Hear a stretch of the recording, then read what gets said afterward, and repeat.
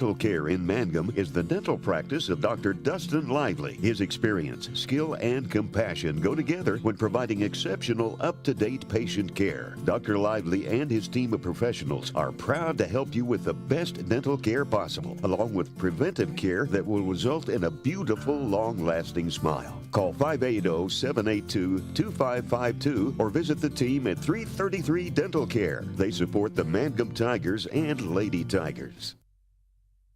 On the corner of Highway 283 and 19 is your certified Firestone tire dealer and also a proud supporter of the Mangum Tigers and Lady Tigers. When you need tires, we're specialty trained and equipped to take care of you. Lyle Shaw and his crew at Blair Tire and Feed wish the Tigers lots of luck in today's game. And always remember, play smart, play safe, play hard, and play with pride. And good luck from everyone at Blair Tire and Feed on the corner of Highway 283 and 19 in Blair, Oklahoma. Here comes the hot stepper.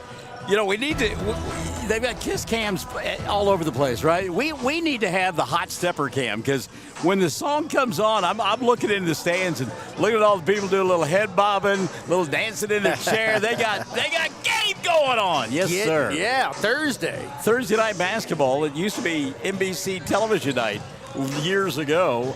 Now it's must-see basketball on a Thursday night. Makeup, yeah, it wasn't on your schedule originally. This was supposed to have been played a week ago Tuesday when we got the snowstorm that came in, and it snowed, and it was beautiful, it was lovely, delightful, delicious, and it didn't get slick. It was nice. You got about a half-inch of precipitation out of the deal. And then since then, we've had this blasted icy stuff that's been hanging around, and I was concerned that we weren't going to get this thing in tonight, but we did, and we will, and we're looking forward to it. The other thing that they were worried about was officials, game officials, and you tell me that our game officials have come from a car ride away. Yes, well, one of them's from Waurika, the other one from Sayre, but anyway, yeah, Coach Bingham, he said he saw one at Atwoods about a week or two ago, and anyway, got everything scheduled up. So we do have officials on the premises. Looking forward to the game.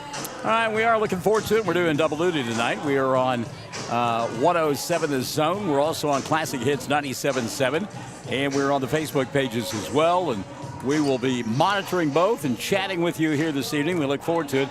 Didn't have that opportunity on Friday night down at Tipton because we didn't have cell phone coverage down there. We were lucky to get on the air and glad that we were on the air. I absolutely shocked, amazed, impressed, and thankful that you were able to get on the air because, that one of those locations, there's a few out here where you get inside a gym for sure.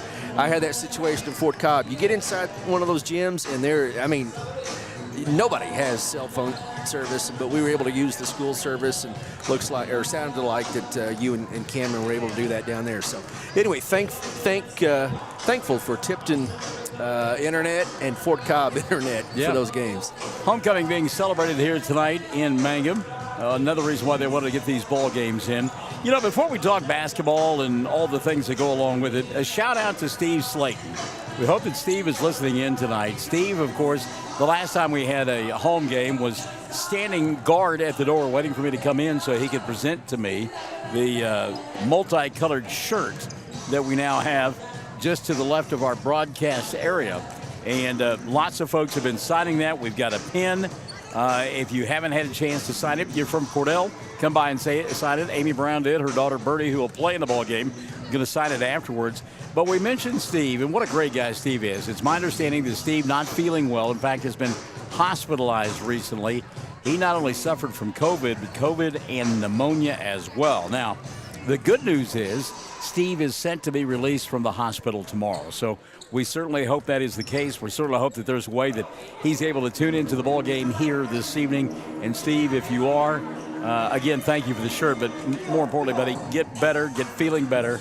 And we want to see you here next Monday night when we close out the regular season at home against Burns Flat Hill City. So we're about 3.5 minutes or so away from game time. We've got the starting lineups and the opening tap coming up now that we've done with the hot stepper. And we'll return to Mangum for homecoming between the Blue Devils of Cordell and the Tigers of Mangum on Classic Hits 97.7 and 107 The Zone. We yell loud and proud because we love the Mangum Tigers. This is Lori Laughlin from Cattlemen's Bank, member FDIC. On and off the field, we support the Tigers through and through because once you're a Tiger, you're always a Tiger. And Cattlemen's Bank is Tiger proud. Something you should know about the Kendall Law Office. The Kendall Law Office is family-owned and local. They use up-to-date technology to ensure their productivity provides timely service to clients, and this always includes client access to our firm via email and text. Corey Kendall is experienced, hardworking, and honest. He always puts the client first, and all efforts are focused on the client's best interest. The Kendall Law Office, locations in Altus and Mangum.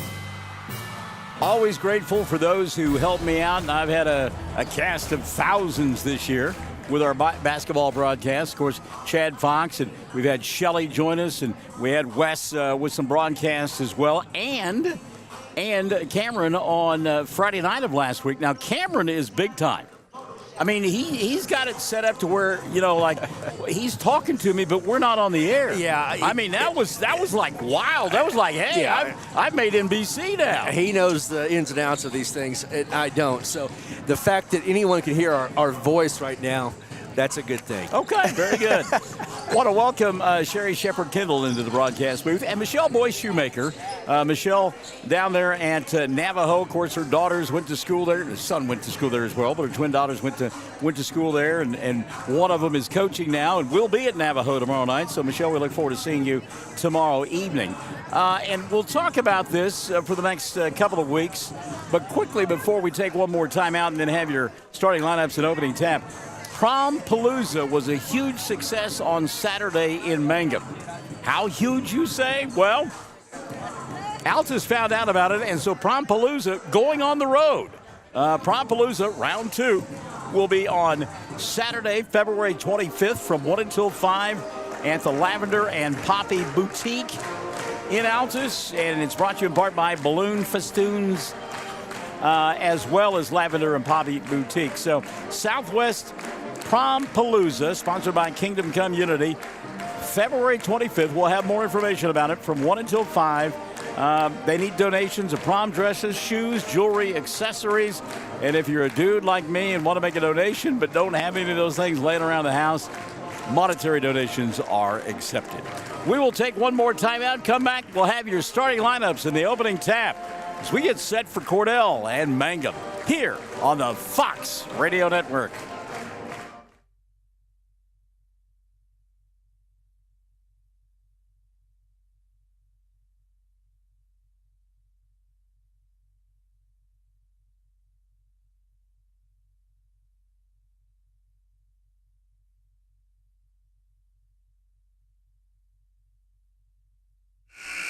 All right, welcome back to Mangum, and let's do the Star Spangled Banner before our opening tap. An early start there. Let's do we'll do the Star Spangled Banner before the opening tap in our starting lineups as we get set for Mangum and Altus. All right, Mangum and Cordell.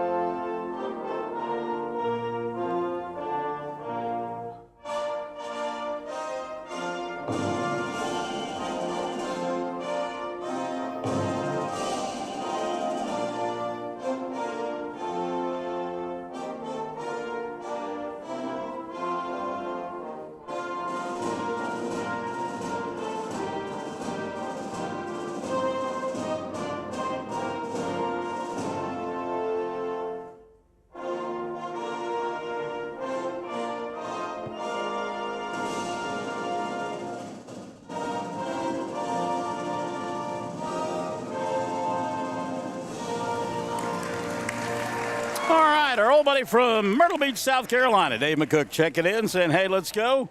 And indeed, that is the case. Morgan Maddox dropping by. Hello, Morgan. All right, so we get set for Cordell and Mangum in a pair of bowl games, homecoming. here at Mangum High School on a Thursday night. Cordell coming in with a record of 1-16, but don't be deceived by that. That one victory coming at the hands of Snyder. And remember, Mangum dropped a ball game to Snyder. We've seen Cordell several times throughout the season, and they've got some young talent and can come up and get you. Birdie Brown, one of those young talented starters who is a freshman. She'll start in the backcourt tonight for Josh Trent, joined by Riley Chigola. Chigola is a freshman. Brennan Ball, a freshman. Peyton Garrison, who is a sophomore, and Kinsey Gray, who is a sophomore. So it's Brown, Chicola, and Ball, Garrison, and Gray, the starting five for Cordell, as they'll work on the left end of your listening in their viewing device in their road blue uniforms, the gray numerals, and gray trim. Meantime, Mangum, the home team, coming in with a 500 record at 8-8. They are in their home whites with the orange numerals and the black lettering and trim. And Lauren York will get the start in the backcourt. She'll be joined by Landry Lively. Morgan White gets the start tonight. Brett Woodruss and Ashley Dreyer. So it's a team that you're familiar with. So York, Lively, and White, Woodruss, and Dreyer, the starting five for Mangum. And again, they come in with a record of 8-8. And a busy week, actually a busy 8 days for the Lady Tigers and Tigers. Tonight, ball games with Cordell, Navajo tomorrow night. Monday night back at home to close out the regular season at home, entertaining Burns Flatdale City. Tuesday night we go on the road to Sayre. And then on Friday night of next week, a week from tomorrow night, we close out the regular season at Merritt. Tap going to be controlled by Mangum, and we are underway. So good to have you alongside on the Fox Radio Network, and we will be vacillating between 97.7 and 107 The Zone on the Facebook pages and trying to interact with you, the fans. So we look forward to that and encourage you to shout out and give us messages. Mangum inside with the ball. They go to Woodruss. Woodruss from 8. Little follow-away jumper doesn't get it to go, and a push on the rebound. Morgan White out of position, going to get called for the foul. That'll be her first, and number 1 whistled against Mangum. Lady Tigers going to come out with some full court pressure defense to begin the ball game. And we'll see how this group from Cordell handles that. And get it across timeline pretty quickly. Birdie Brown, her pass, a good one to Chigola. But Riley wasn't looking. Ball went through her hands and out of bounds. So the turnover going to give it back now to Mangum. So the pressure defense didn't have any impact on the play, but it did result in a turnover.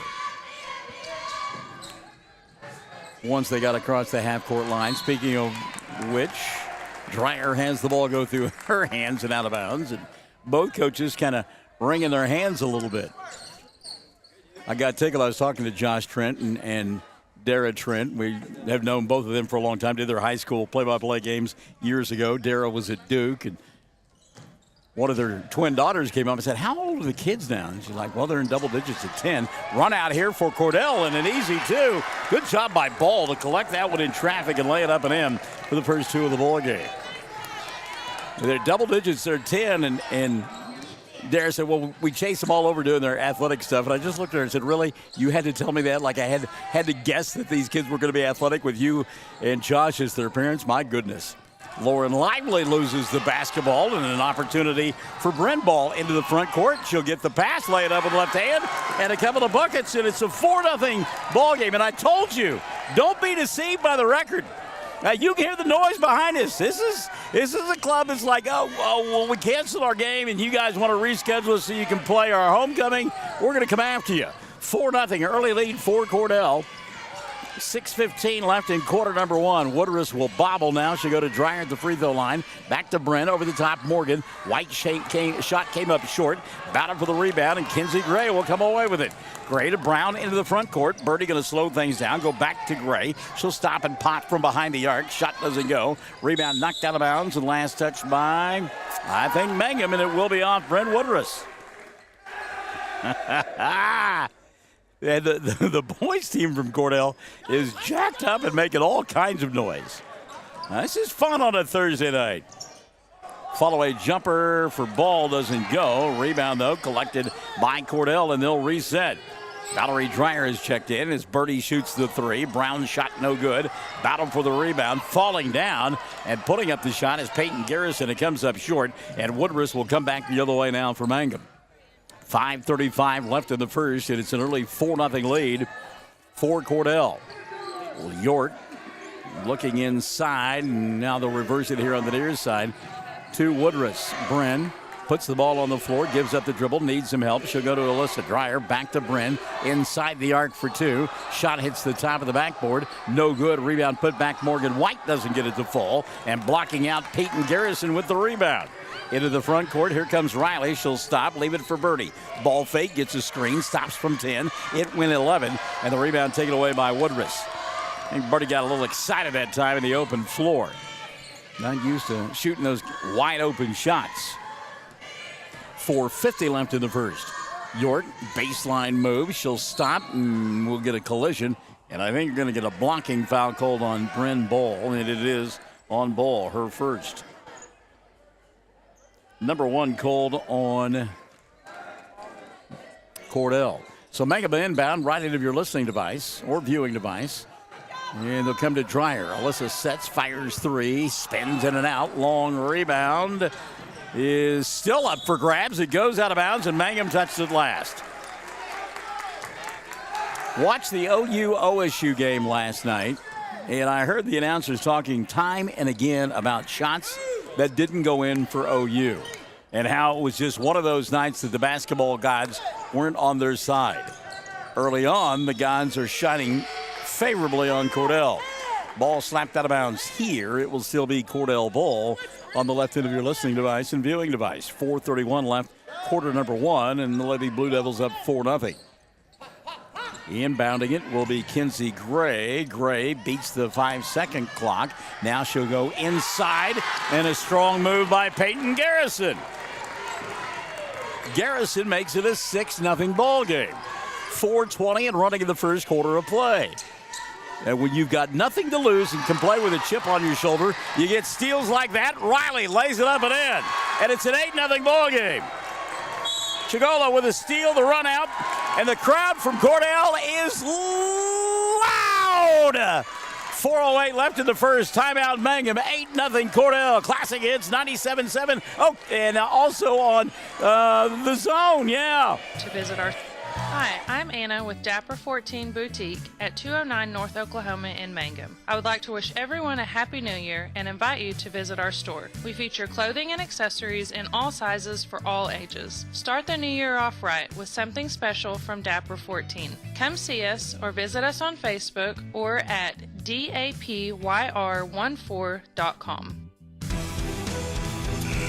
4:08 left in the first, and Mangum's shell-shocked right now. They trail 8-0 to Cordell, and I'm telling you, that's two tough combinations. You play a team, got a chip on their shoulder, and nothing to lose, and it's kind of lights out right now for Cordell. They look great, and as I said, we've seen them several times this year, and they've got some kids. They're young, and again, that's another thing you put in the mix. Young kids who don't know any better. Look out. Lively up top. Landry thought about this shot, and we talked to her earlier about playing with confidence and see how that unfolds. Mangum patient on the offensive end. I think Brian Bingham took that timeout. He just wants his club to get a good shot and get on the scoreboard. Woodruss at the right elbow. She'll come here on the near side to Lively, and a reach-in foul going to be called on Riley, and that'll be her first. And team foul number 2 on Cordell. Am I saying Chigola, am I saying that correctly, Chad? Do you know? Can you help me out on that? I really can't. Okay, thanks. Thanks, we appreciate that. I've been with you most of the time, buddy. I know, but, you know, you're a world-renowned guy. Oh, right. You know people. On the baseline, Dreyer, she'll go to White. Morgan off the window. Shot won't go. Rebound, Cordell. They want to run. Birdie out by herself. She'll stop, pop, and score. 10-0. Look out. 3:15, quarter number one, and Brian Bingham. He just pacing the sidelines with his arms folded. And he knows his club has got to get on the board. York can get a blocking foul here. Chigola will pick it up, and that'll be her second now. So Riley going to have to be careful. Team foul number 3 called on Cordell in the early going. Substitution now. Riley will sit down, and Tristan Reimer will come in. 3:04 left in the first. It's a 10-0 lead. Cordell over Mangum. Dreyer getting the inbounds pass. Alyssa here on the near side to Lauren. York to Woodruss. Now White, and everybody's touched it. Dreyer inside. Shot doesn't go. Foul will be called, and Alyssa will go to the line. And Brennan Ball going to pick up the personal. And that'll be 2 on her and 4 on Cordell. Josh Trent may have to go to his bench again, and he will as Dreyer shoots 2. First one on the way for Alyssa. Good. She will have one more. So into the ball game comes Allie Brock. She is a junior. Setting down with that second foul will be Ball. Second free throw, Dreyer. Conley puts it in, and Mangum is on the board. How ironic they get on the board with free throws, an area that they have struggled with this year. So Cordell into the front court. Birdie goes up high to catch a pass in front of the Mangum bench. Should go back up top now to Garrison for 3. Shot doesn't go. Battle for the rebound. Dreyer in the middle of that with Tristan Reimer, and the arrow going to point the way, I believe, with Cordell. And it is, we have not had the opportunity to be here a whole lot this season because of the schedule and losing some ball games in one night. This is certainly the loudest it has been since the Hobart ball games earlier this month. Cordell up 10-2 off the dribble. Here comes Peyton Garrison. Her pass went through the hands of Brooke. Now a 3 ball going to be dialed up by Reimer. Tristan's shot doesn't go, and Morgan White with the rebound. Lauren into the front court. She'll slow it down, go to White out on the wing. Morgan now to Woodruss, open from behind the arc, won't take the shot, and Bryant Bingham wanted her to. Now the reverse near side. Landry going to dump it inside to Dreyer, get a reset out top. Lively to Woodruss. Now in the corner, White. Morgan has a 3, won't take it. Baseline Dreyer, back out over the top to Woodruss, and a reset to Landry. Landry going to put it on the floor. Tight defense by Cordell. And there is a 3 that's going to be launched. This one off the mark for Lauren York. And the rebound cleared off by Cordell. So 1 and done for Mangum. Birdie for 3. That one again too strong. Rebound by York. Birdie, one of those that's going to keep shooting, though, until she finds that groove. Lauren in the front court. She'll go to Woodruss. Nearly walk. Good job keeping the feet still. 3 ball on the way. Dreyer doesn't get it to go. Rebound Peyton Garrison. And Morgan White with a reach in. Morgan not happy with the call. She talked about it as she walked away. That'll be 2 on Morgan, 2 on Mangum. White will sit, and Holly Lehman-Webb will come into the ball game. 1:16, quarter number 1. 10-2, Cordell on top. They'll bring it into the front court. And it's Brock. Alley inside, got whacked on the arm by Alyssa Dreyer. And Brock will go to the line. Alyssa will pick up her first. 3 now on Mangum. So Allie Brooke to the free throw line. Somebody to our right saying nice and easy. Isn't that a hair care product for women? First one for Brock, no good. Allie will get one more. 1:08 left in the first quarter of play. Student section from Mangum now trying to equal their counterparts. From Cordell, second free throw, no good. York with the rebound. Lauren going to dribble, drive, go inside. A bump and a bang and no call. Wow. Allie Brock with a block and got away with it. So the turnover gives it back now to Cordell. Quickly into the front court. They come with the basketball. Good defense by Lively across the ways. Landry slapped that one away from Peyton Garrison. 54 seconds left here in the first. Some token pressure by Mangum as Brown brings it into the front court. Birdie lobs inside Garrison. Back to Birdie. Sets, fires 3. Comes up short. York with the rebound.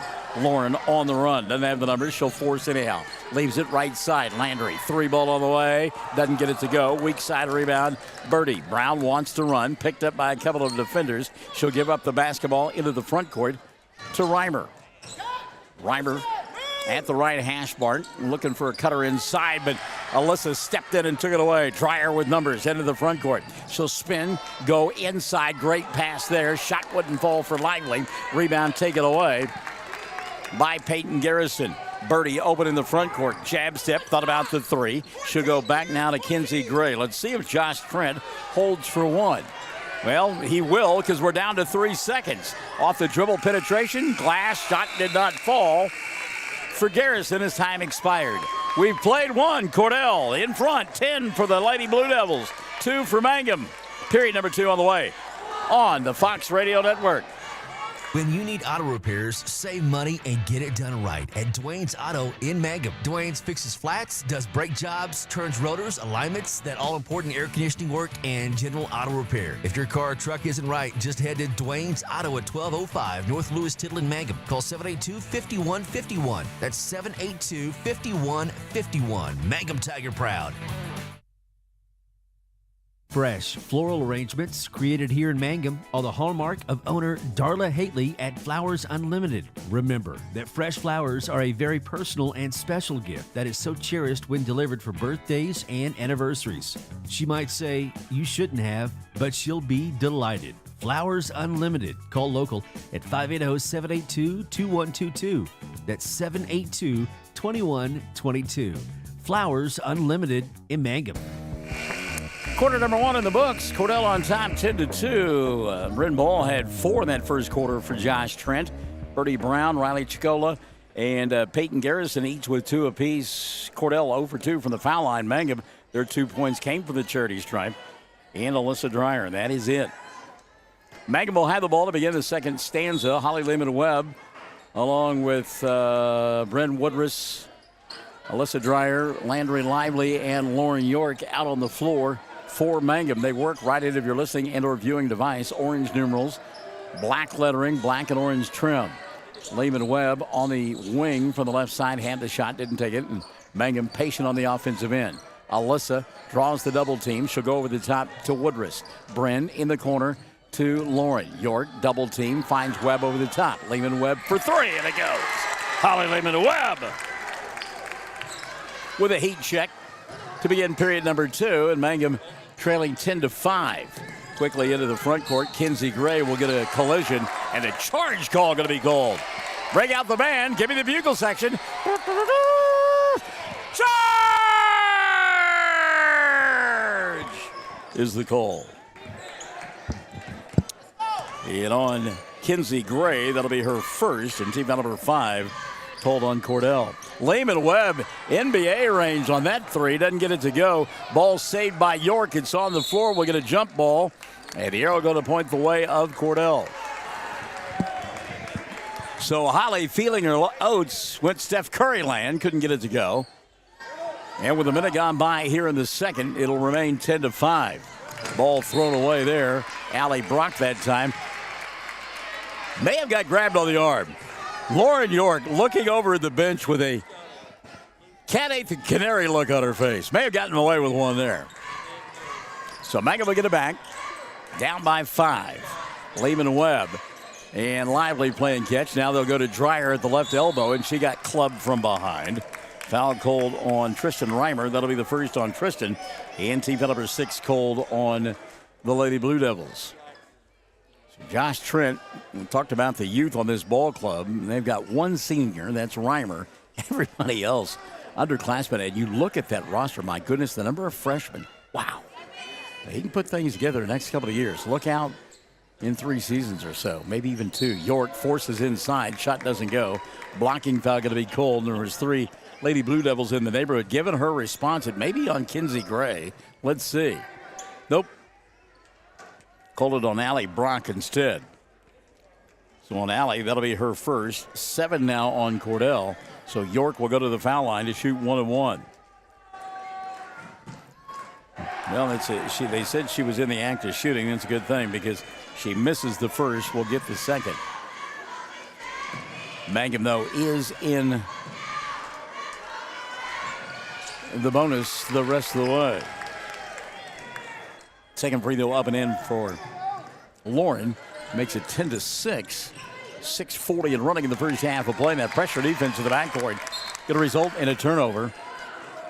As getting it back will be Mangum. So that pressure defense paid off there. Substitution now as Brennan Ball will come back into the ball game, and Allie Brock will sit down. Ball, remember, playing with a couple of personal fouls. 6:30 left here in the first half of play. Mangum with the ball down 10-6. Dreyer inside, spins, shoots, shot too strong, and the weak side rebound going to be taken away by Ball. Good blocking out that time by Ball. Reimer into the front court now. Tristan giving up the dribble, needs some help, and Birdie will come get it. Brown at the timeline. Diagonal pass here on the near side. Taking her eye off the ball was Ball, and it's taken away by York. She'll dribble, drive, laid over the right hand. Shot too strong, put back Woodruss. That won't go. And the weak side rebound taken away by Reimer. Here's Birdie quickly into the front court. She'll leave it left side for Garrison. Peyton, what a great pass. She'll go inside, and that's an easy two for Ball. What a pass by Peyton Garrison. Bren now with 6. And it's a 12-6 ball game. 5:40 and running in the first half of play. Cordell on top. Woodruss with the ball on the left corner. Now go down to York at the free throw line. Lehman Webb open for 3. Holly shot from the iron, didn't get it to go. Ball loose, we'll get a collision, and that may go against Landry Lively. Let's see. And a push will be called on Landry. That'll be number 1 on Landry, number 4 called on Mangum. And we'll get a substitution as Riley Chiloga will come back into the ball game now for Cordell. She plays with a couple of fouls. Chiloga into the front court, and Ball knocked free, but tracked down in the corner by Brennan Ball, and then Ball had to take it away. Brennan did a good job and then got her pocket picked. 5:15 left in the first half of play. Into the front court, Lively. Landry to Lehman Webb. Holly back to Landry. Now they'll kick it right side. York fakes the 3, goes inside. Teardrop won't fall. Putback comes up short, and the rebound going to be taken away by Cordell. Birdie quickly into the front court. Baseball pass caught below us by Chiloga. And now they'll reset it to Birdie. Riley open for 3, left side, too strong, and York there with the rebound. She'll give it up. Nope, Lauren won't. She'll bring it across the timeline herself. 4:40 left in the first half of play. Cordell still on top, 12-6.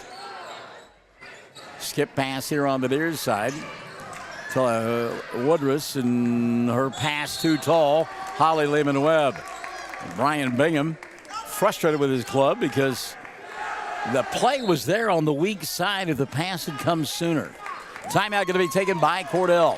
4:29 left in the half. They lead 12-6. We're in period number 2, and we are the Fox Radio Network.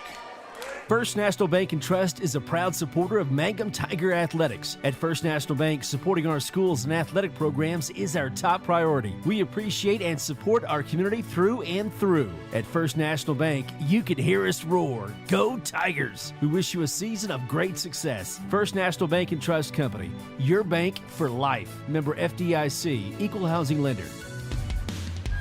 I think Josh Trent called that timeout just to give his kids a blow. They have used a lot of energy here in this first half of play, and we're a little bit gassed. Want to welcome into the broadcast booth Kelly D. Williams and Kelsey Travis. Good to have them alongside on a Thursday night. Tommy Two-Tone, no doubt, played today at some point on Classic Hits 97.7. Jenny Hernandez in the house tonight. Give her a hard time. We haven't seen her yawn yet, but we're keeping track.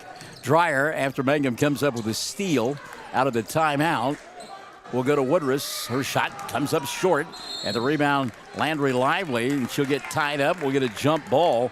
As hustling in there, Kinsey Gray to tie that one up. Arrow going to point the way of Mangum. They'll get it back with 4:12 left in the first half of play. Woodruss inbound. Bren to Lively. Now to York. Back to Landry. Alyssa sets, fires 3. Got it. Alyssa Dreyer from distance. She's got 5. And it's 12-9. Mangum within 3. Cordell, can Birdie track that one down? No, pass too tall. Kinsey Gray, too much on it. Josh Trent says just slow down a little bit. In the meantime, I talked a minute ago about how Cordell looked a little bit gassed. Mangum looks a little gassed as well.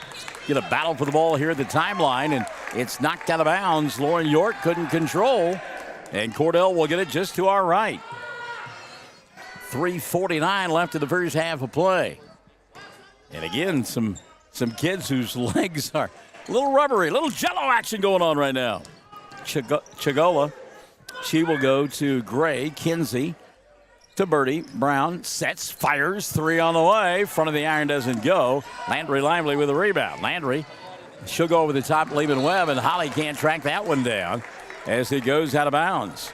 Meantime, Dreyer extolling her teammates to use your coconut a little bit. The late Randy Woolbright, when he coached at Alcis, that was always my favorite thing to watch him do. Is he just point at he wouldn't say anything to his kids. He'd just point at his head, point at his noggin, and say, think a little bit. Push here on Lauren. York will pick up her first personal of the night, and it'll be team foul number 5 on Mangum. Brown to inbound down below us. Kinsey Gray going to go into the backcourt to get it with 3:10 left in the half. 12-9 ball game. Baseline right side, and putting the ball on the floor is Garrison. Should go now to Brown up top. Birdie, right side to Ball, and that's 2. She was on the line, the referee says. 2 for Brennan Ball. Ball with 8 of her club's 14 points. 2:50 remaining. Cordell on top by 5, and a steal now, and a run-out opportunity for Chigola. She'll stop, pop, glass, and got it. Riley with 4. 16-9, 2:35 and running in the first half of play. Skip pass over the top, caught by Lehman Webb. Holly back to Dreyer, sets, fires, knocked out another 3. Keeping her club in it, back-to-back 3s. She's got 8, and it's 16-12. Ball knocked out of bounds. Lauren York will touch it last, and Cordell will retain possession. What a dandy on a Thursday night, huh? This is good stuff. And again, back at it tomorrow night over at Navajo. We look forward to that one. Pair of bowl games on Classic Hits 97.7 with Mangum. Brown into the front court, gives it up to Gray, fakes the 3, puts the ball on the floor, lost it and had it taken away by Woodruff. She'll go over the top to Lauren. Lauren going to challenge, go inside, throw up a shot, not get it to fall, but got fouled. And she'll go to the line to shoot 2. Check the whistle now on Cordell. And a blocking foul on Brennan Ball, and that'll be 3 now on her, 8 on Cordell. Ball going to have to get out of there for the final 1:55. York 1 of 2 from the foul line and has that single point. Knocked home the first. She'll get 1 more. So Ball does set down. Also taking a seat will be Chigola, and back into the ball game. Brooklyn Burkeen, actually the first time we've seen Brooklyn, and Tristan Reimer has come back into the ball game. Second free throw up and in. Lauren makes it 16-14. Mangum has cut it to 2. Minute 45 left in the first half of play. A little give and go over the top. Stopping from 8 is Garrison. Peyton's shot came up short. Rebound battled for. Ooh, and a reach-in foul going to be gold on Brooklyn Burkeen. And Brooklyn wide-eyed on that one, said, nah, I don't think so. The official calling that from behind. What Brooklyn protesting on that one. That'll be her first. Team foul number 9 called on Cordell. So Alyssa will go to the line to shoot 1 and 1. Chance to tie the game here. Minute 41 left in the first half of play.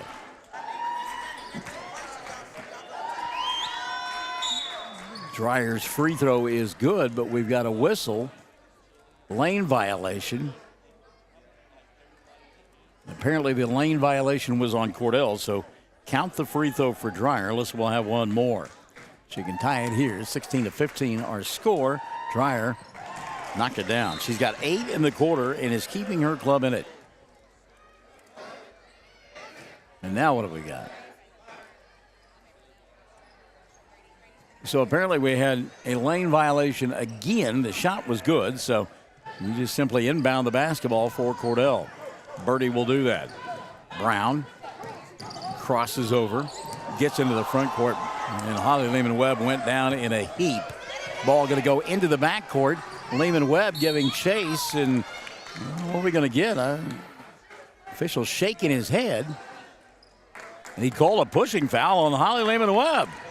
Wow. That'll be her first.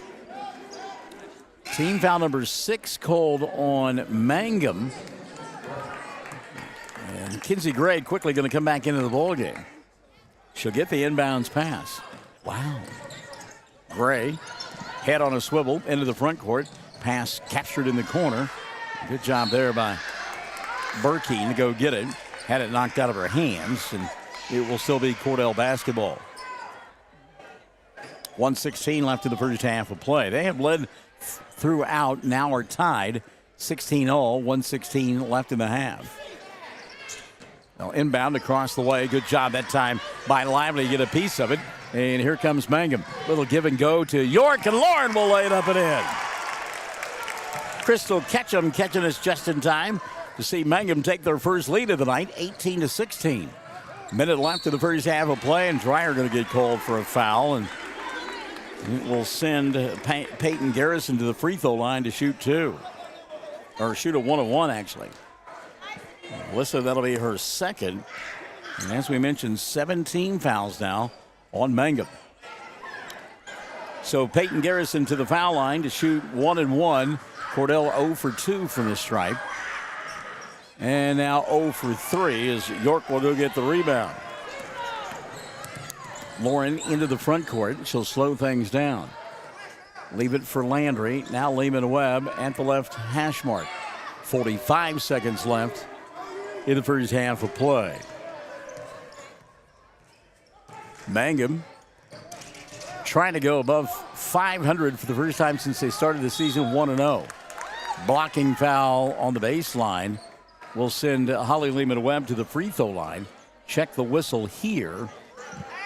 Ooh, they called that on Peyton Garrison. That'll be her first. 10 team fouls now on Cordell. So Lehman-Webb, a couple of free throws here with 35.2 left in the first half of play.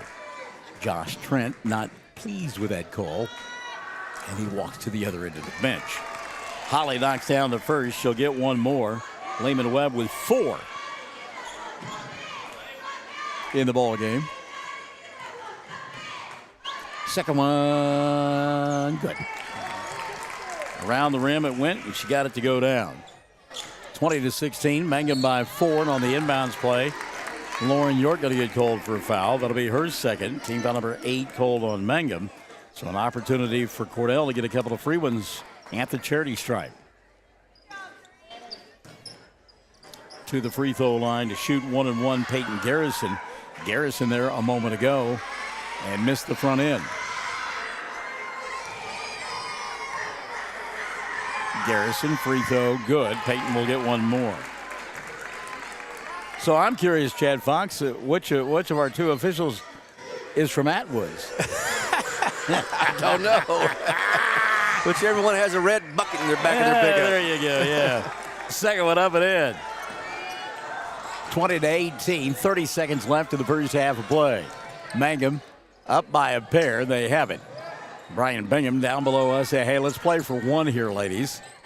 Lehman-Webb here on the near side of York. Clock down to 15 seconds left in the first half of play. Alyssa going to go inside. Drop step, leaves it for Woodruss. Bryn missed it, but got fouled on the arm and will go to the line to shoot 2. Body language tells me that foul's on Tristan Reimer, and it is. On Tristan, that'll be her second. 11 team fouls on Cordell in the first half of play. So Woodruss to the line to shoot a couple here.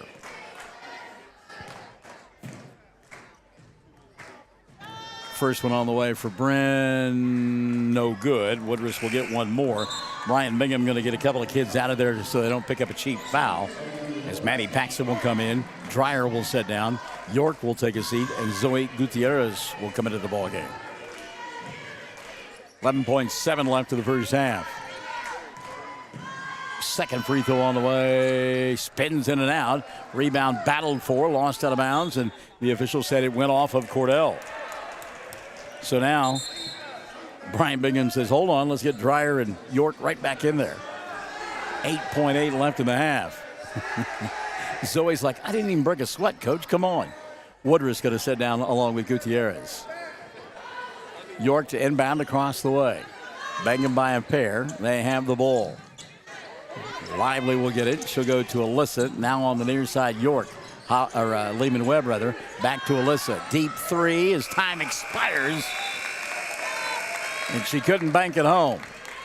So the first half is in the books. And despite at one point trailing 10-0 to Cordell, Mangum leads by a pair at the intermission. 20 on the board for the Lady Tigers, 18 for Cordell. We are at the half. Homecoming here in Mangum.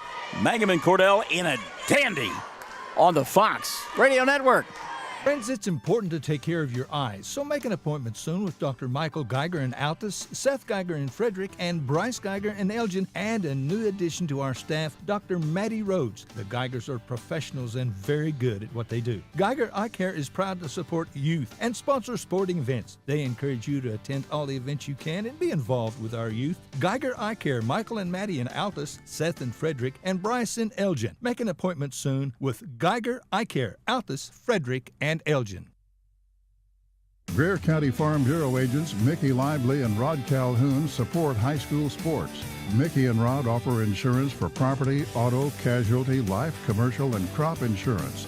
They're ready to serve you at 231 North Oklahoma in Mangum. Call 580-782-3827. Hi, Mangum Tiger fans. This is Jill Grauman with RE/MAX Property Place. If you need to buy or sell a property or a home in Mangum or anywhere in Greer County, just call me at 580-706-0259. You'll see lots of my signs around town because I get the results for my clients. I say, go Mangum Tigers. Jill Grauman, RE/MAX Property Place. Always here, always helping. And good evening and welcome to the Fox Radio Network. We've got a Thursday night homecoming affair between Cordell and Mangum, and it's been a good one. Cordell leading at the end of the first period of play 10-2 and led at one point 10-0. And then Mangum outscoring the Lady Blue Devils 18-8 in that second frame, and it forged a 2-point lead at the intermission, 20-8 our score. Alyssa Dreyer getting it done for Mangum. In that second period of play, Alyssa's got 10 at half, 8 of those coming in that second period of play. So 8 in that in that second quarter of play for Dreyer. Meantime, Lauren York and Holly Lehman Webb, they've got the other 5 points as each have scored 5 apiece. Holly hitting a 3-pointer, Lauren getting most of her damage done from the charity stripe. So Mangum on top, 20-18. Want to say hi to Debbie Smith Pride, who's joined us in the broadcast booth. And as always, Debbie, hashtag Altus Merchants Softball. On the other side of the ledger, Cordell getting 8 points in the first half from Brennan Ball. Brennan had 8 in the first, 8 in the second quarter of play, so she's leading Cordell in the scoring column. Riley Chagola with 4 at the intermission. Peyton Garrison has 4, and Bertie Brown with a pair of points. Cordell from the foul line, 2 of 5 in that first half of play. Josh Trent, some foul problems on his side of the basket, no doubt about it. Ball has got 3 at the intermission. Reimer has 2, and Chagola has 2 as well. Brian Bingham, his foul situation, a pair apiece for York, White, and Dreyer. Remember, White got those fouls early and didn't see a lot of playing time in that first half of play, so expect to see more of her in the second half. Again, if you're just tuning in and missed us at the beginning, Steve Slayton, our good buddy who provided us with the multicolored shirt that we've got here and we'll travel with everywhere we go, and at some point we will don it. We're taking autographs. We got the pen, so if you've not signed the shirt, come on by. Steve, though, we want you to get better, buddy. And again, we're not sure if he's able to listen to us at the hospital, but if he's not, pass along our best wishes to him. I'm told that Steve is supposed to be released from the hospital tomorrow. So, Steve, we will keep a good thought for you, my friend, and hope all is well for you and the weather improving. Going to be a sunny, warm day tomorrow. Good day to be discharged from the hospital. Another quick reminder about Prom Palooza 2023 before we take another break. Round 1 was on Saturday in Mangum. It was wildly successful. According to April Geralds and Anna Rogers and the rest of the crew. So some folks in Altus found out about it, and they want to bring Prom Palooza to Altus. Kingdom Come Unity, of course, is the title sponsor of of Prom-Palooza. And on February 25th, Lavender and Poppy Boutique will, along with Balloon Festoons, will be hosting Prom-Palooza in Altus. It'll take place from 1 until 5 on that Saturday, February the 25th. So certainly hope that you will be a part of it. I know that they had over 100 prom dresses that have been donated going into Prom-Palooza that took place in Mangum. So that supply has been depleted. They still have a great number of prom dresses, but we'll be more than happy to accept prom dresses, shoes, jewelry, and accessories, or you can write them a check. So there you go. Prom-Palooza coming to Altus. We look forward to that. By the way, before we go to break, Debbie Smith Pride says, hashtag Ashton gets his baseball skills from his mother. We'll see when the spring comes on that one, Debbie. At the half, Mangum up by a pair over Cordell, 20-18. Second half is coming on. Stick and stay. We are the Fox Radio Network. Everyone wants to be on a winning team. That's why Great Plains Bank is a proud supporter of the Tigers. No matter what life may throw at you, Great Plains Bank has the play drawn up, and we're ready to go into overtime to win your business. What makes Great Plains Bank different is that we will make the extra push to get you to the goal line. When it comes to your family's finances, every play counts. So pick a teammate you can trust. We want you on our team because with customers like you, we are greater together. Great Plains Bank. Member FDIC and equal housing lender. When it comes to funeral homes, there are several to choose from. But choosing a funeral home that is locally owned offers the advantage of the local owners who are involved right here in the community, helping you during your time of need. Greer Funeral Home owners Carson and Stacy Van Zant are perfect examples of owners who offer that family-like connection that you'd expect from a friend and a neighbor. Greer Funeral Home in Mangum and Granite, providing dignity and respect. Great food made fresh with the best ingredients possible under the direction of Chef George is what you'll find at the newly remodeled J&P Mexican Grill in Mangum. Now, if you haven't tried the Mexican and American favorites at J&P Mexican Grill, what are you waiting for? They're open Tuesday through Saturday for lunch, dinner featuring homemade desserts. For takeout, call 580-706-5042 and like them on Facebook. J&P Mexican Grill in Mangum. Jamie's Auto is proud to sponsor Mangum Tiger sports coverage. When you need a new-to-you reliable vehicle, always remember to visit Jamie's Auto Sales on Lewis Tittle in Mangum. Jamie makes it easy to buy a great used car with 5 lenders available, and your new-to-you vehicle comes with a 3-month 4,500 GWC powertrain warranty. Talk about peace of mind. Remember Jamie's Auto in Mangum for your next vehicle purchase. And go Tigers! Hello, this is Ashley Slayton, family nurse practitioner with the JCMH Family Care Clinic in Mangum. We are friendly hometown folks and treat patients of all ages, newborns through adults, for wellness and sick visits, as well as management of chronic illnesses such as diabetes and high blood pressure. Call the clinic in Mangum at 580-782-3393 for an appointment today. Jackson County Memorial Hospital. HIM Classic Hits 97.7. Mangum Golden Age Apartments offer HUD-approved housing for anyone 62 or older or on Social Security disability. They have 1 bedroom and efficiencies which include all bills paid, including Wi-Fi and cable, for just $5. Mangum Golden Age Apartments are located at 100 East Lincoln, right on the downtown square in Mangum. Call Katie at 580-782-2452 for more information on Mangum Golden Age Apartments. Mangum Brick Company has been operating since the early 1900s. They're the largest private employer in Greer County. Mangum Brick is proud to support high school athletics radio broadcasts. And if you know of someone looking for work, always check with Mangum Brick, as they may be hiring. These young people crack me up. I love them. They keep me young. Landry Lively out there. They're playing Footloose, Kenny Loggins over the loudspeaker, and Footloose was a song that was on the radio in 1983. Okay, 1983. The year I graduated from college. 1983. This spring it'll be 40 years. years. Their mom and dad were kids. Exactly. I mean, that is just absolutely insane. And she had the dance steps down pretty good. Yes. Yeah. You said what did you say? Oh, I'm sure you can dance to it. Yeah, no, shoot. no. Oh, yeah. No. Yeah, come on, man.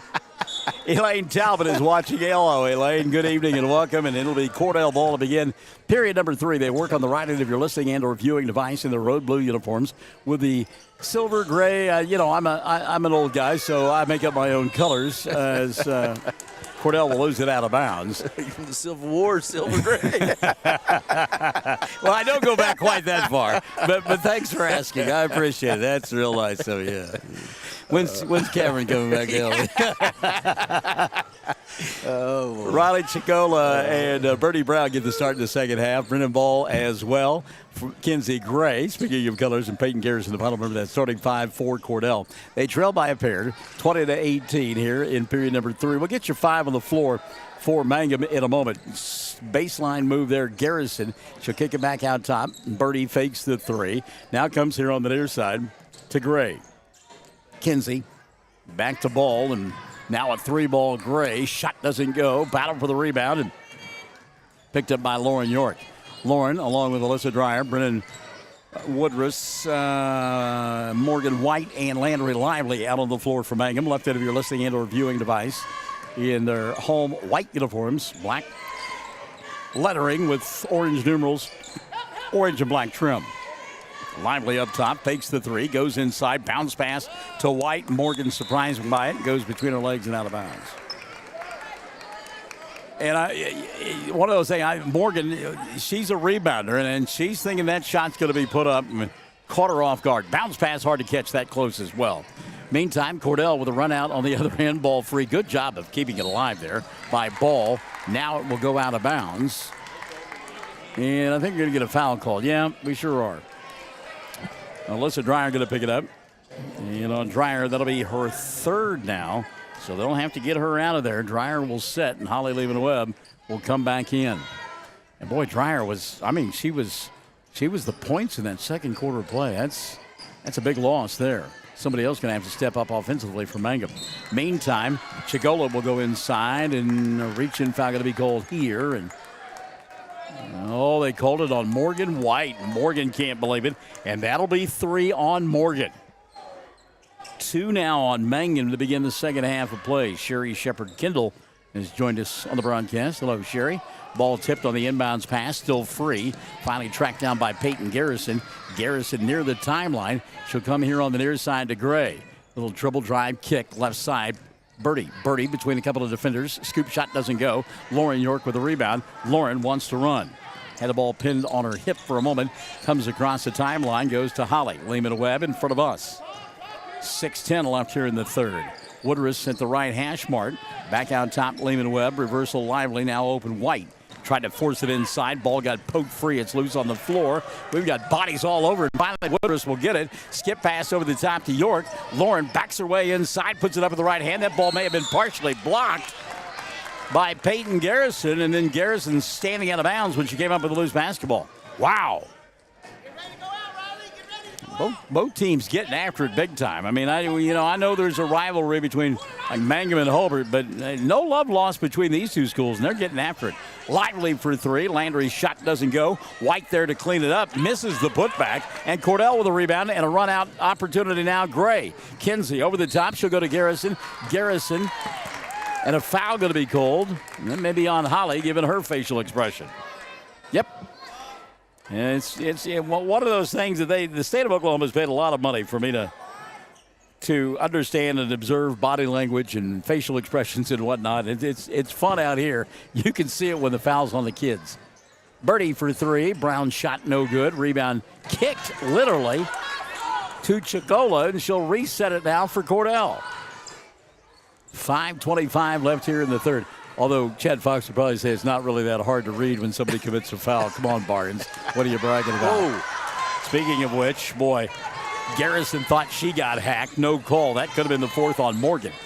Into the front court. Here's Landry. 5:10 left here in the 3rd, and we're right where we were at halftime, 20-18. Bren at the right hash mark to Lively. Now wide open to the free throw line. Lawrence shot off the mark, doesn't get it to go. Flat-footed rebound taken away by Peyton Garrison. And Birdie and company want to run.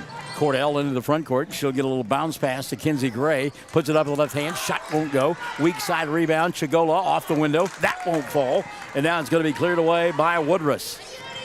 Beatty. There's Gremlins on both ends, setting on top of the rim, rejecting every shot the kids put up. It's amazing.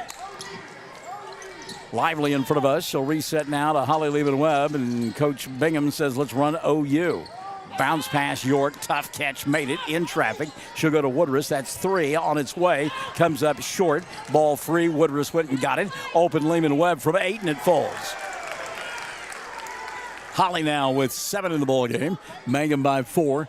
22-18. 4:10 and running in the third period of play. Kinsey Gray into the front court. Ball got tipped. Morgan took it away. Mangum with numbers going back the other way. Lehman-Webb out front. She'll leave it right side. Landry over the top. Woodruss. Shot won't go. Foul committed. And Brim will go to the free throw line to shoot 2. Josh Trent not happy with that call. You mentioned body language and facial expressions. And these gentlemen, we appreciate them coming on a Thursday to officiate. But this young man right here, when he makes his calls to the scorer's table, he looks like he has a real bad headache. Oh, you noticed that too. Well, yeah, I thought it was something else. But, yeah, a real bad headache. But I tell you what, I'm glad they're here. Yeah, I am too. First one up for Woodruss is good. Second one on the way for Brent. It will roll in. But, I mean, you're right. I mean, and we are. We're grateful. And nobody is really on the officials. No. But it kind of looks like they are. Oh, there's a little push-off. Getting away with it. Spin move. And Peyton Garrison will put it up and in. How about Garrison? Whoop. 24-20. 4-point lead for Mangum. 3:40 left in the third. And Lauren from point-blank range. And it just won't fall tonight for York. She'll battle for the rebound. It's loose on the floor. She kicked it, and I don't think she's going to get away with it. Give it a shot. Well, yeah, I mean, yeah. She'd land on her backside, couldn't get it with her hand, and, ole, little soccer move didn't work there. Mangum now full court pressure defense on Cordell. Is back into the ball game is Tristan Reimer. Birdie going to get her pocket picked. Lively puts up the shot, doesn't get it to fall. Garrison with a rebound. Numbers now out front for Cordell. That's Chigola out front. She'll get fouled and will go to the line to shoot 2. Holly Lehman-Webb will pick up her 3rd of the ball game, and team foul number 4 called on Mangum. The other thing I've noticed about our officials is they don't come to the scorer's table to give you the call. They're doing it from distance. Dude, I drove a long ways. You will have to look for my fingers from over here. Chigola, this is the first of 2. She'll get another one. Lehman-Webb setting down those 3 personal fouls, and Maddie Paxton is coming to the ball game now for Mangum. Second free throw on the way, and that one will fall in for Riley. Timeout going to be taken by Cordell. 3:18 left in the third. They trail by 3, 24-21 on the Fox Radio Network. The Mangum Tag Agency is easy to find at 108 East Pierce Street in Mangum. When you need license tags, registration, driver's license renewal, pipe passes, or real ID, Tom and Cynthia Clark are there for you, and they can help you at the Mangum Tag Agency at 580-782-3004, 782-3004.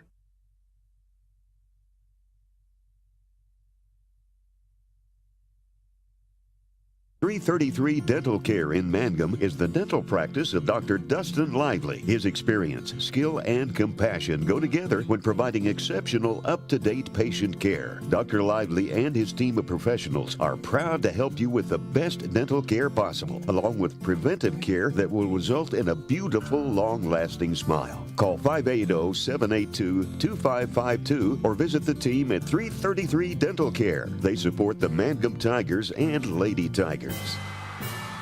Well, we just checked on 107 The Zone's Facebook page, and no chatter. Give us a shout out. I'd like to hear from you this evening as we broadcast on about 2/3 of our Fox platforms here tonight. By the way, if you're keeping score on Jenny and her yawns, you just get a big one during that timeout. So out of the timeout, Mangum with the ball. Text her and give her a hard time about that, will you, as well. They lead 24-21 to the Lady Tigers. Morgan White, her pass too strong, goes through the hands of Bryn Woodruss. And boy, Brian Bingham off the bench and furious with his club. Timeout taken here. 3:05 left in the third. They lead by 3. 24-21. Classic Hits 97.7. Blair Tire and Feed on the corner of Highway 283 and 19 is your certified Firestone tire dealer and also a proud supporter of the Mangum Tigers and Lady Tigers. When you need tires, we're specialty trained and equipped to take care of you. Lyle Shaw and his crew at Blair Tire and Feed wish the Tigers lots of luck in today's game. And always remember, play smart, play safe, play hard, and play with pride. And good luck from everyone at Blair Tire and Feed on the corner of Highway 283 and 19 in Blair, Oklahoma. Around here, we say go Tigers. This is Jacob Gilner from Cattlemen's Bank, member FDIC. We love our Mangum Tigers, so suit up in your best and brightest orange, and we will see you at the games. Cattlemen's Bank is Tiger proud. Well, we have seen Brian Bingham through the softball season and now about 2/3 of the basketball season. I don't know that I have seen him as animated as he was during that timeout. He was not happy with his ball club. Let's see how they respond. Up by 3, 24-21. Cordell with a ball. They've got numbers and now going to slow it down. Bird stopping and popping from 3 for the tie. Back of the iron doesn't go. And York with a rebound. Lauren into the front court. And again, Coach Bingham and Coach King both demonstrative there. Wanted their club to push, and they didn't do it. Lively will go to York. And now inside. And the shot doesn't go for Maddie Paxton, and Maddie going to get called for reaching, and that's frustration on Paxton's part. She had a little bunny inside, couldn't get it to go. Back into the ballgame now, Kinsey Gray for Cordell, and Reimer will take a seat for the Lady Blue Devils. They have the ball. Birdie, the inbounds pass, should come diagonal here to Riley. Chagola had it knocked out of her hands and picked up by Paxton, who got leveled, and there was no call. It's been an Olivia Newton-John night. It's been physical. No question about it. Get your sock. What were those things they wore around their feet back in the day? Yeah. What were those called? I don't know, warmers or whatever. Some sound. Yeah. You had a pair, right? Yeah, of course. And it's better than a Xanadu night. So. Yeah, well, that's true. Going to get a push from behind. Brooklyn Burkeen will pick up her second of the night, and that's the second on Cordell in the second half of play. 2:09 left here in the third. 24-21, Mangum leading. Boy, all kinds of bodies colliding inside. Open Woodruss, she'll get double teamed and was headed to the floor. Good job getting in the push-up position. She'll get fouled, and we'll get a chance to shoot 2 here. And that's 2 quick fouls back-to-back on Burkeen. She's got 3. 3 as well on Cordell in the second half. So at the line, shooting 2, Woodruss. Bryn's first, good.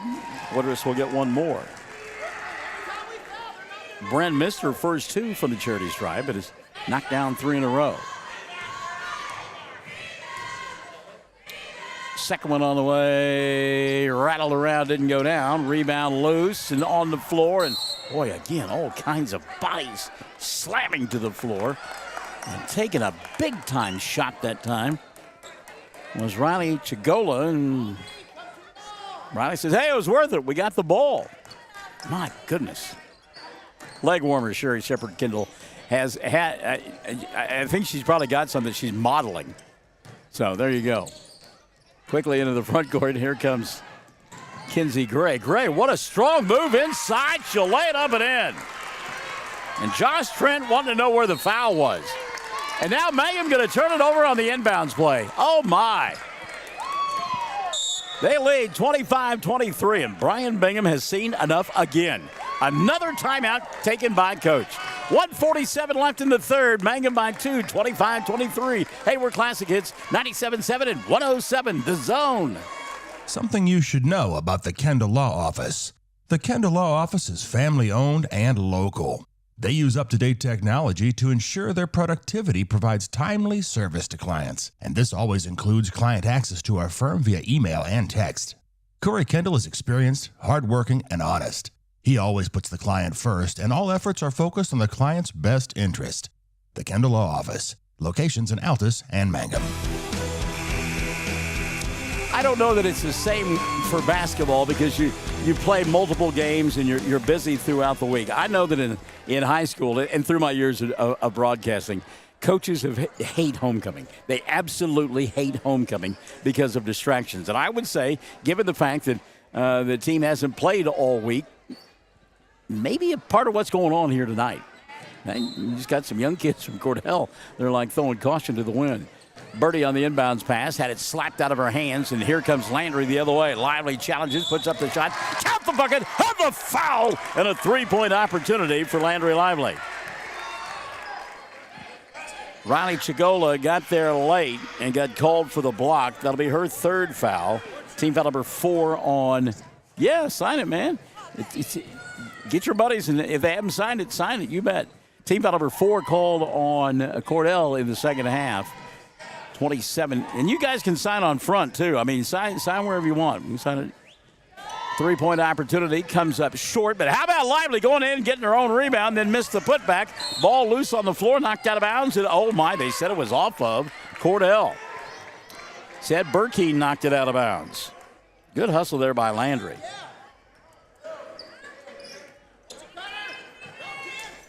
Inbounds pass. Lively sets 3, no. Rebound, that's got to be a push-off there. No doubt about it. Kinsey Gray got called for the push-off, and you could see it. Cordell fans not happy with that call, but, well, they didn't call it on Kinsey. They called it on Brooklyn Burkeen instead, and that'll be 4 on Brooklyn. 5 now on Cordell in the second half. Brooklyn will have to set, and Allie Brock will come back in now for Cordell. Woodruss to inbound. Bren looking. Watch that 5-second count. She got it to White at about 4.9. Now Paxton resets to Lively. Landry giving up the dribble, goes to Maddie. Now to Morgan. Morgan dumps inside to the Woodruss. Double team. Steps through it. Stops. Pops. Shot won't go. And the rebound going to be collected by Peyton Garrison. Thank you, sir. Appreciate it, man. Tell your friends and neighbors. And we're going to get a blocking foul. That was, and again, I'm not throwing anybody under the bus. That's an anticipatory call right there.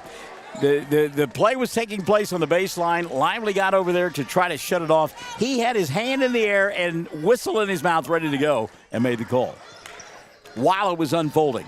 And foul on Lively, by the way, her second. Team foul number 6 on Mangum. Into the front court, and here comes Gray. Kinsey off-balance shot. That one won't go down. She went to the ground hard. Rebound Mangum. Into the front court, slowing it down will be Landry Lively. At the free throw line, she'll find York. Now to Morgan here on the near side. Back to Lauren. She'll set just inside the arc. Shot won't go. Rebound battled for, and going to be picked up by Kinsey Gray. It was kept alive by Allie Brock. So Cordell into the front court. 25 seconds left in the third. They trail by 3. Chigola leaves it right side. 3-ball birdie doesn't go. Battle for the rebound. And I believe it was off of Cordell. It'll be Mangum basketball. Brown went down hard. Thought she got fouled. She's been battling some injuries, so a little bit slow to get up, but she'll stay in there. 10 seconds now left in the third quarter of play. York inside. Scoop shot doesn't go. Blocking foul going to be called. Maybe on Allie Brock. Let's see. Yep. Oh, now he's saying Peyton Garrison. Wow. So Peyton Garrison will pick it up. I thought it was a blocking foul, but it's on Garrison instead. So it'll be her second, and Lauren will go to the line to shoot 2. York, I tell you what, she's just having a tough night from the field, from the line. And she's 3 of 5 for the free throw line and only has 2 points. 10.4 left in the third. 27-23, Mangum by 4. Second one on the way for York, and that won't go. And on the rebound, 2 bodies on the floor. Coming away with it will be Kinsey Gray. She'll go to Brown. Birdie playing beat the clock. Throws it at the feet of Garrison. And Garrison won't be able to get off a shot as she fell to the floor. We've played 3. It's a ragtag game. Mangum on top, 27-23. Final 8 are going to be good on the Fox Radio Network. Something you should know about the Kendall Law Office. The Kendall Law Office is family-owned and local. They use up-to-date technology to ensure their productivity provides timely service to clients, and this always includes client access to our firm via email and text. Corey Kendall is experienced, hardworking, and honest. He always puts the client first, and all efforts are focused on the client's best interest. The Kendall Law Office, locations in Altus and Mangum. Hi, I'm Anna with Dapper 14 Boutique at 209 North Oklahoma in Mangum. I would like to wish everyone a Happy New Year and invite you to visit our store. We feature clothing and accessories in all sizes for all ages. Start the new year off right with something special from Dapper 14. Come see us or visit us on Facebook or at dapyr14.com. Well, both teams struggling from the field, from the free throw line. And obviously, you can ascertain that yourself from the score 27-23 at the end of 3. Mangum out scoring Cordell 7-5 in that third quarter. That quarter took a long time. Yeah, it did. It did. A lot of fouls, a lot of turnovers. And again, I think you're seeing teams that are getting a little bit tired as the game wears on. Been very physical. Alyssa for 3, got it! Dreyer, 13 in the ball game, including 9 from behind the arc. Mangum, their biggest lead of the night at 7, 30-23. Cordell into the front court. Ronnie Chigola, Birdie Brown, Brennan Ball, Peyton Garrison, and Kinsey Gray out there on the floor for Coach Josh Trent. Brown. So my math isn't good. If Mangum was down 10-0 to start the game, they'd make it, what, a 30-13 run here? Your math is right on. That Hobart education is paying off for you. Thanks. I don't know who your math teacher was, but they did really well. Tough shot inside, doesn't fall for Kinsey Gray. And she'll go to the line to shoot 2. We'll get a foul on Mangum. And call it on Landry Lively. That'll be 3 on Landry. Team foul number 7 called on Mangum. Emma Geralds has joined us. Hello, Emma. And good evening to you. Hope all is well with you. You can sign the shirt for sure. Yeah, down 10-0. You and me probably been stomping around throwing a fit, but Brian was really calm about the whole situation, and he's got a 7-point lead. Well, he might have been calm then. He hasn't been in the second half. Right. Fire would be a good way of describing it. Second one on the way for Gray. Bank shot good. Kinsey now with 3 in the ball game. I like this Kinsey Gray kid. She's a good-looking athlete. And again, just a sophomore. Morgan White now back the other way. She'll kick right side, Lehman Webb. Holly to Alyssa. Dreyer. Tell your friends and neighbors, come sign that shirt. Puts up the shot in the paint, does Dreyer, doesn't go. Ball saved by Maddie here on the near side. Paxton will go to Landry. Skip pass. York inside, drop, stop, pop, score. Morgan White. First 2 of the ball game for Morgan. That's a good sign for Brian Mangum. 32-24. Mangum on top by 8 now with 6:35 left in the ball game. Birdie fakes the 3, goes baseline. Ball gets bobbled and we'll get a jump ball. Allie brought that one around her waist. And good job by Morgan to step in and tie it up and get the jump ball. Arrow going to point the way of Cordell. They have it right in if you're listening into a viewing device in their road blue uniforms, silver numerals with some white trim. Skip pass over the top. Chigola for 3. That one will go out of bounds. And Mangum will get it. Situational substitutions now. Woodruss and York back in. And Paxton will sit down. So does Lively. David Hendry extolling Lady Tigers to keep it going. At 6:29 mark. 32-24 here in the fourth. Holly Lehman-Webb down below us. She'll go diagonal to Morgan in the front court. White. Had the ball taken away. Good job by Birdie. Brown anticipated and then gets shoved to the floor by Morgan, and that'll be 4 on White. Team foul number 8 called on Mangum, and a 1-and-1 opportunity for Birdie Brown. 6:17 left in the ball game. Her club trailing 32-24, and Cordell has struggled from the line there, just 4 of 9 from the stripe. Chigola will sit down. Brennan Ball will come back in. Also taking a seat, Brock, and Peyton Garrison, I believe, has come back into the ball game. Morgan White going to set for Mangum. And checking back in will be Lively. So it's Lively, Holly Lehman-Webb, Woodruss, York, and Dreyer. Brown, first free throw good. Birdie will get one more. Birdie out there with Garrison and Ball, along with Gray.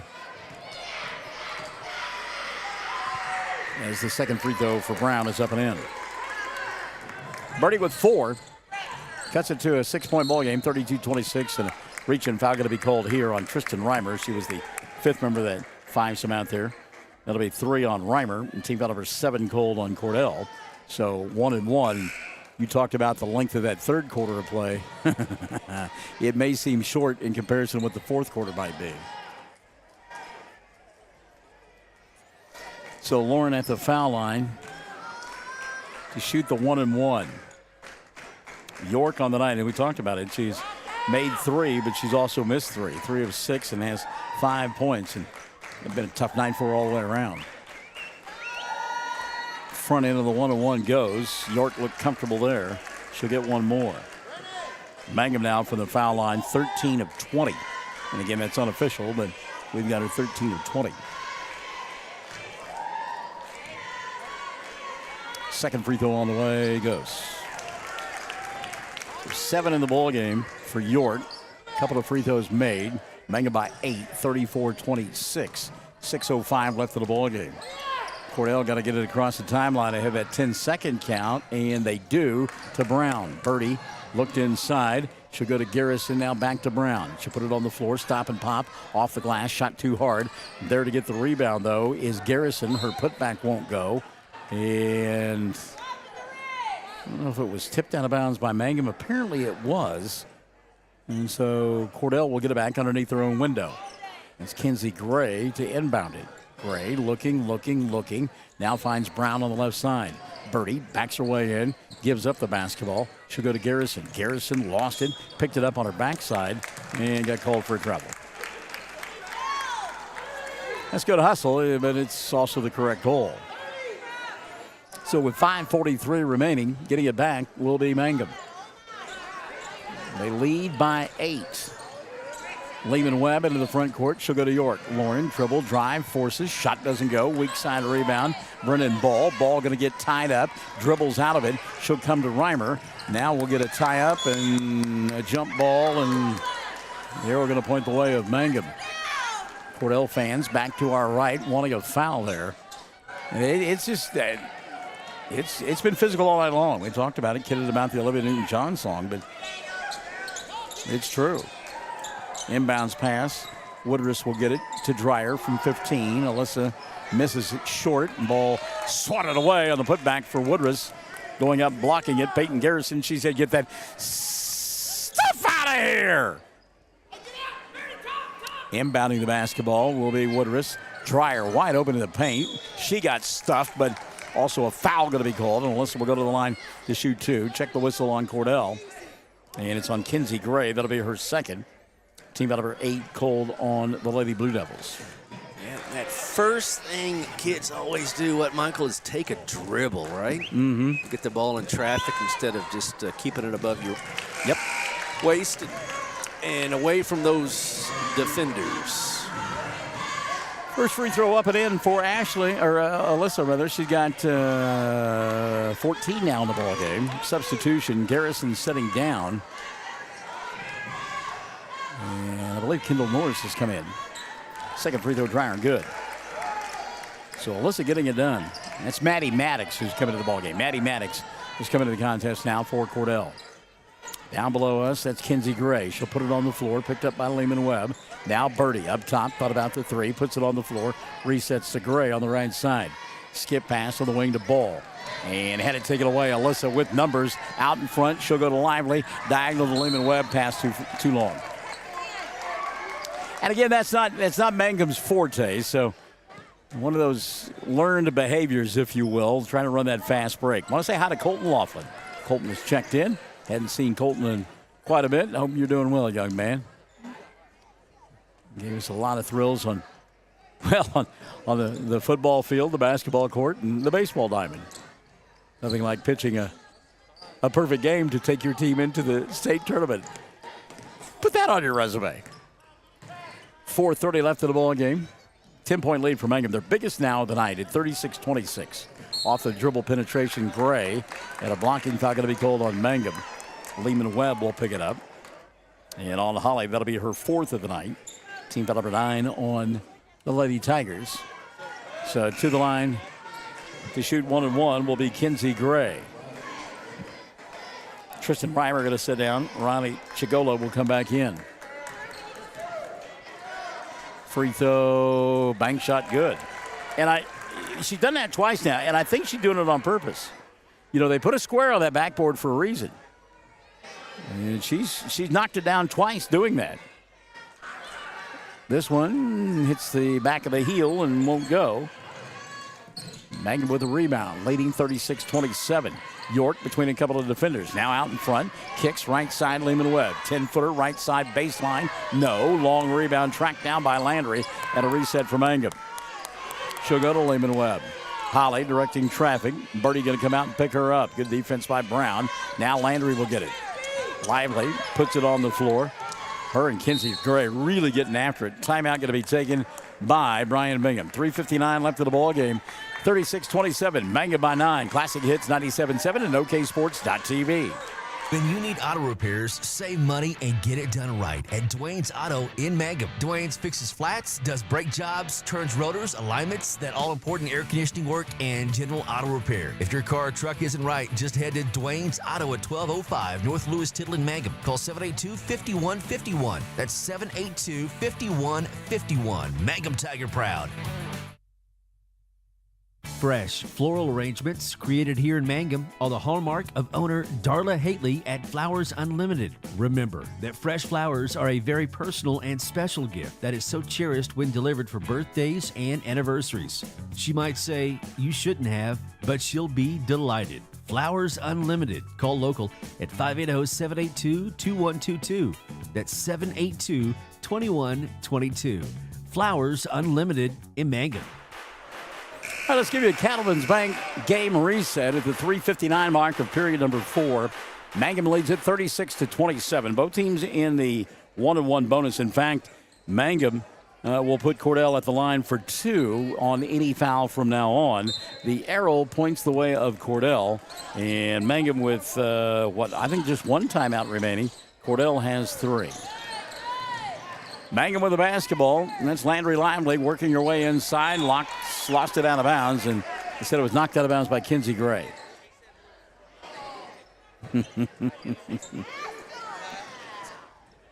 So inbounding it will be Landry Lively. That's Bryn Woodruss instead to do it. Woodruss looking. She'll go over the top to York. Clock right now is the friend of Mangum. Bryn has it on the near side, goes baseline. Lehman Webb can't handle the pass, taken away by Chigola. Riley gives it up now to Birdie. Brown into the front court to Garrison. Payton, pass right side, and unable to collect it deep in the corner there was Riley Chigola. So the turnover going to give the ball back now to Mangum. 3:32 left in the ball game. They lead by 9. Second half of our double dip coming up, and look forward to it. Busy stretch for Mangum tonight, tomorrow night, and then on Monday, Tuesday, and Friday of next week, closing out the regular season. Lehman Webb puts up the shot on the run, can't get it to go. The rebound taken away by Garrison. Payton quickly now to Kinsey Gray. Gray, Brown, left side. 3 ball on the way. Can't get it to fall. And Woodruss with a rebound. 1 and done on the defensive end. Good job by Bryn. Those long arms. She'll come here in the front court to York. Lauren slows it down. Lehman Webb. Again, the clock is your friend if you're Mangum. Mick and the boys once saying, time is on your side. Lehman Webb says, time this, Michael Barnes. She'll go to the glass, lay it up off the window, and score. 9 now in the ball game for Holly. An 11-point lead for Cordell. York slaps the ball away on the front court side. Can't handle it. It'll go out of bounds. Substitution now. Brooklyn Burkeen will come back in for Cordell, and setting down for the Lady Blue Devils will be Garrison. Meantime, Morgan White going to come back in for Mangum, and Woodruss will get a chance to take a blow here. 2:43 left in the ball game. Her club up by 11. Inbounds pass Cordell will make the catch. Birdie right side. Thought about the three. Goes over the top. Kind of surprised Burkeen with the pass. Now, behind the arc, Kinsey Gray. Gray inside, and she'll get fouled, and will go to the line to shoot two. Alyssa Dreyer cannot believe the call is on her, but that's the fourth of the night on Dreyer. 10 team fouls now on Mangum. So Kinsey Gray will go to the charity stripe. Kinsey, 4 points in the ball game, and is 2 for 4 from the foul line. Gets two here. Cordell in the double bonus the rest of the way. First doesn't fall, and Kinsey will get one more. 38-27, 2:29 remaining. Second one on the way, banked it in. The three that she has made, she has banked in. 38-28, inbounds pass. Lehman Webb lost it, but I think it was last touch by Cordell, and it was. It went off of Brooklyn Burkeen.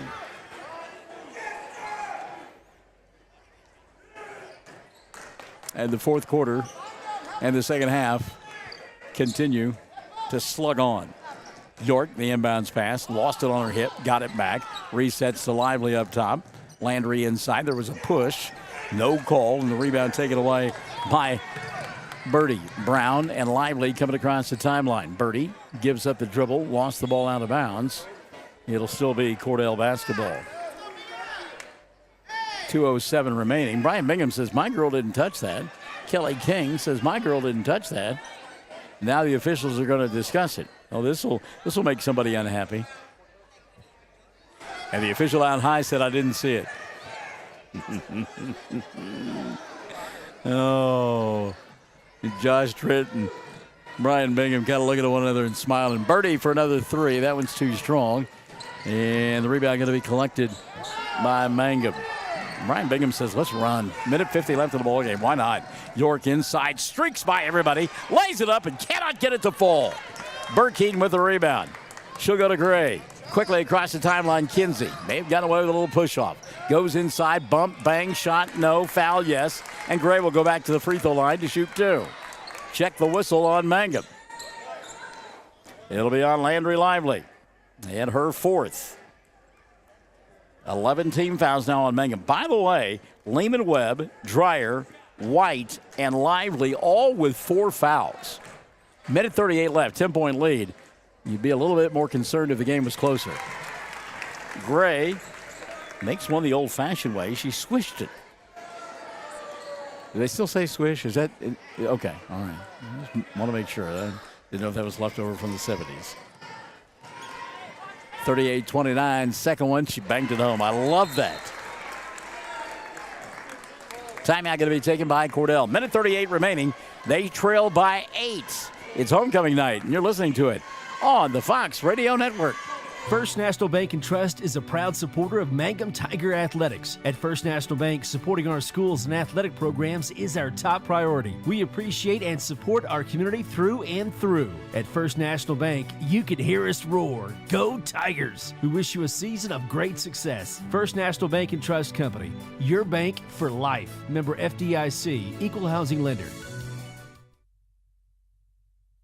Friends, it's important to take care of your eyes, so make an appointment soon with Dr. Michael Geiger in Altus, Seth Geiger in Frederick, and Bryce Geiger in Elgin, and a new addition to our staff, Dr. Maddie Rhodes. The Geigers are professionals and very good at what they do. Geiger Eye Care is proud to support youth and sponsor sporting events. They encourage you to attend all the events you can and be involved with our youth. Geiger Eye Care, Michael and Maddie in Altus, Seth in Frederick, and Bryce in Elgin. Make an appointment soon with Geiger Eye Care, Altus, Frederick, and Elgin.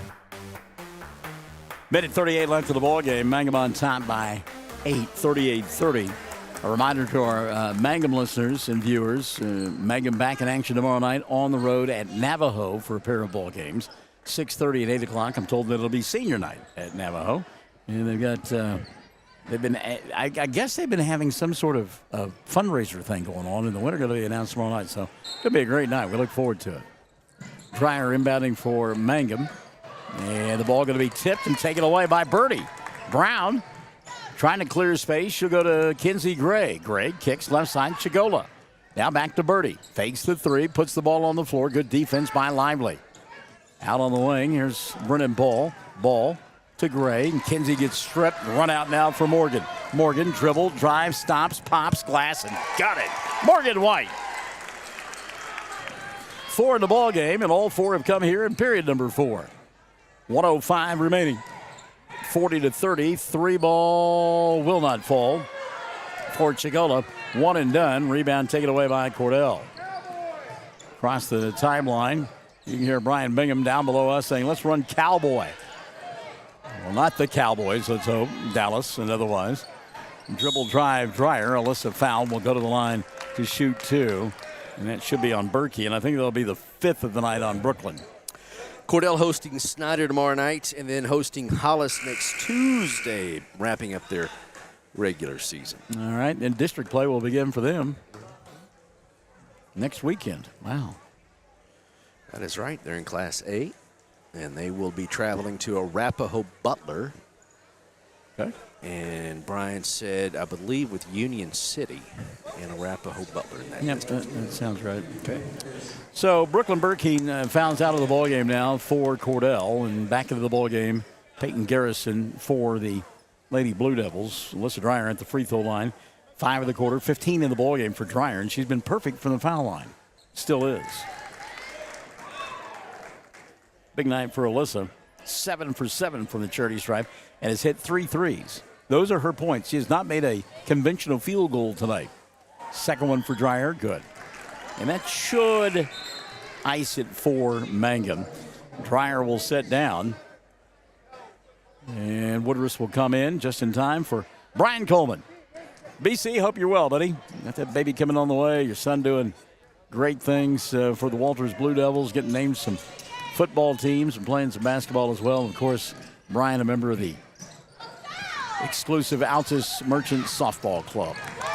Birdie Brown with a steal, run out, layup, shot won't fall though. Climbing the ladder, York to try to get the rebound, and she is in the corner battling for it with Chigola, and they both go to the floor. The ball goes out of bounds.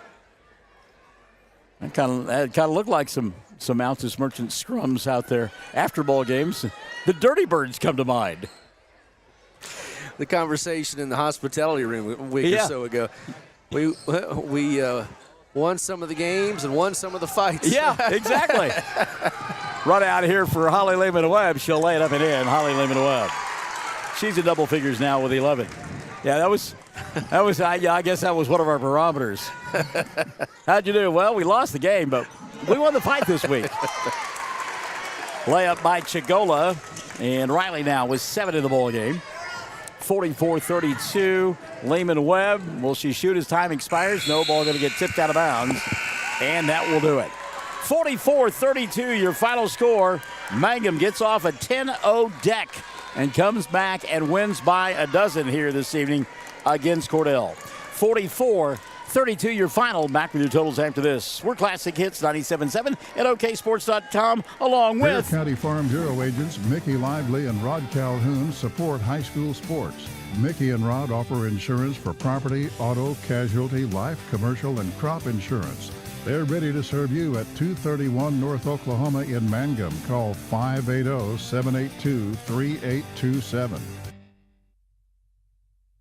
Hi, Mangum Tiger fans. This is Jill Grauman with RE/MAX Property Place. If you need to buy or sell a property or a home in Mangum or anywhere in Greer County, just call me at 580-706-0259. You'll see lots of my signs around town because I get the results for my clients. I say, go Mangum Tigers. Jill Grauman, RE/MAX Property Place. Always here, always helping. Everyone wants to be on a winning team. That's why Great Plains Bank is a proud supporter of the Tigers. No matter what life may throw at you, Great Plains Bank has the play drawn up, and we're ready to go into overtime to win your business. What makes Great Plains Bank different is that we will make the extra push to get you to the goal line. When it comes to your family's finances, every play counts. So pick a teammate you can trust. We want you on our team because with customers like you, we are greater together. Great Plains Bank, member FDIC and equal housing lender. When it comes to funeral homes, there are several to choose from, but choosing a funeral home that is locally owned offers the advantage of the local owners who are involved right here in the community, helping you during your time of need. Greer Funeral Home owners Carson and Stacy Van Zant are perfect examples of owners who offer that family-like connection that you'd expect from a friend and a neighbor. Greer Funeral Home in Mangum and Granite, providing dignity and respect. Mangum outscored Cordell 24-14 in the second half, and they win it by 12, 44-32. 17 in the victory for Alyssa Dreyer to lead Mangum in scoring. Holly Lehman-Webb in double figures with 11, 7 for Lauren York, 4 for Morgan White, and 2 for Landry Lively. Mangum 16 of 23 from the foul line. On the other side of the ledger, good balance for Josh Trent, just not quite enough. He had 8 from Brennan Ball, 7 apiece from Kinsey Gray and from Riley Chigola. 6 on the night for Peyton Garrison and 4 for Birdie Brown. Cordell was 10 of 17 from the foul line. So they're back in action tomorrow night. The girls are, well, the boys will be as well, but tomorrow night against Snyder. Dudley will be back in the broadcast booth for that. And Mangum, of course, will be on the road at Navajo. But hey, wait, we've got a second half of our doubleheader coming up. It'll be Mangum and Cordell in the boys' game. Stick and stay on the Fox Radio Network.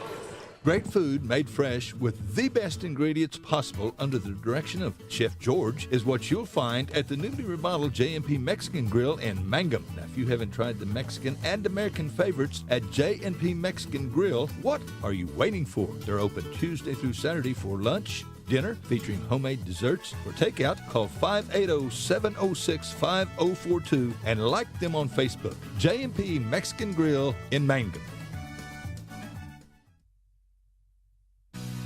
Jamie's Auto is proud to sponsor Mangum Tiger sports coverage. When you need a new-to-you reliable vehicle, always remember to visit Jamie's Auto Sales on Lewis Tittle in Mangum. Jamie makes it easy to buy a great used car with 5 lenders available, and your new-to-you vehicle comes with a 3-month 4,500 GWC powertrain warranty. Talk about peace of mind. Remember Jamie's Auto in Mangum for your next vehicle purchase.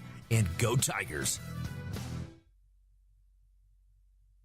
Hello, this is Ashley Slayton, family nurse practitioner with the JCMH Family Care Clinic in Mangum. We are friendly hometown folks and treat patients of all ages, newborns through adults, for wellness and sick visits, as well as management of chronic illnesses such as diabetes and high blood pressure. Call the clinic in Mangum at 580-782-3393 for an appointment today.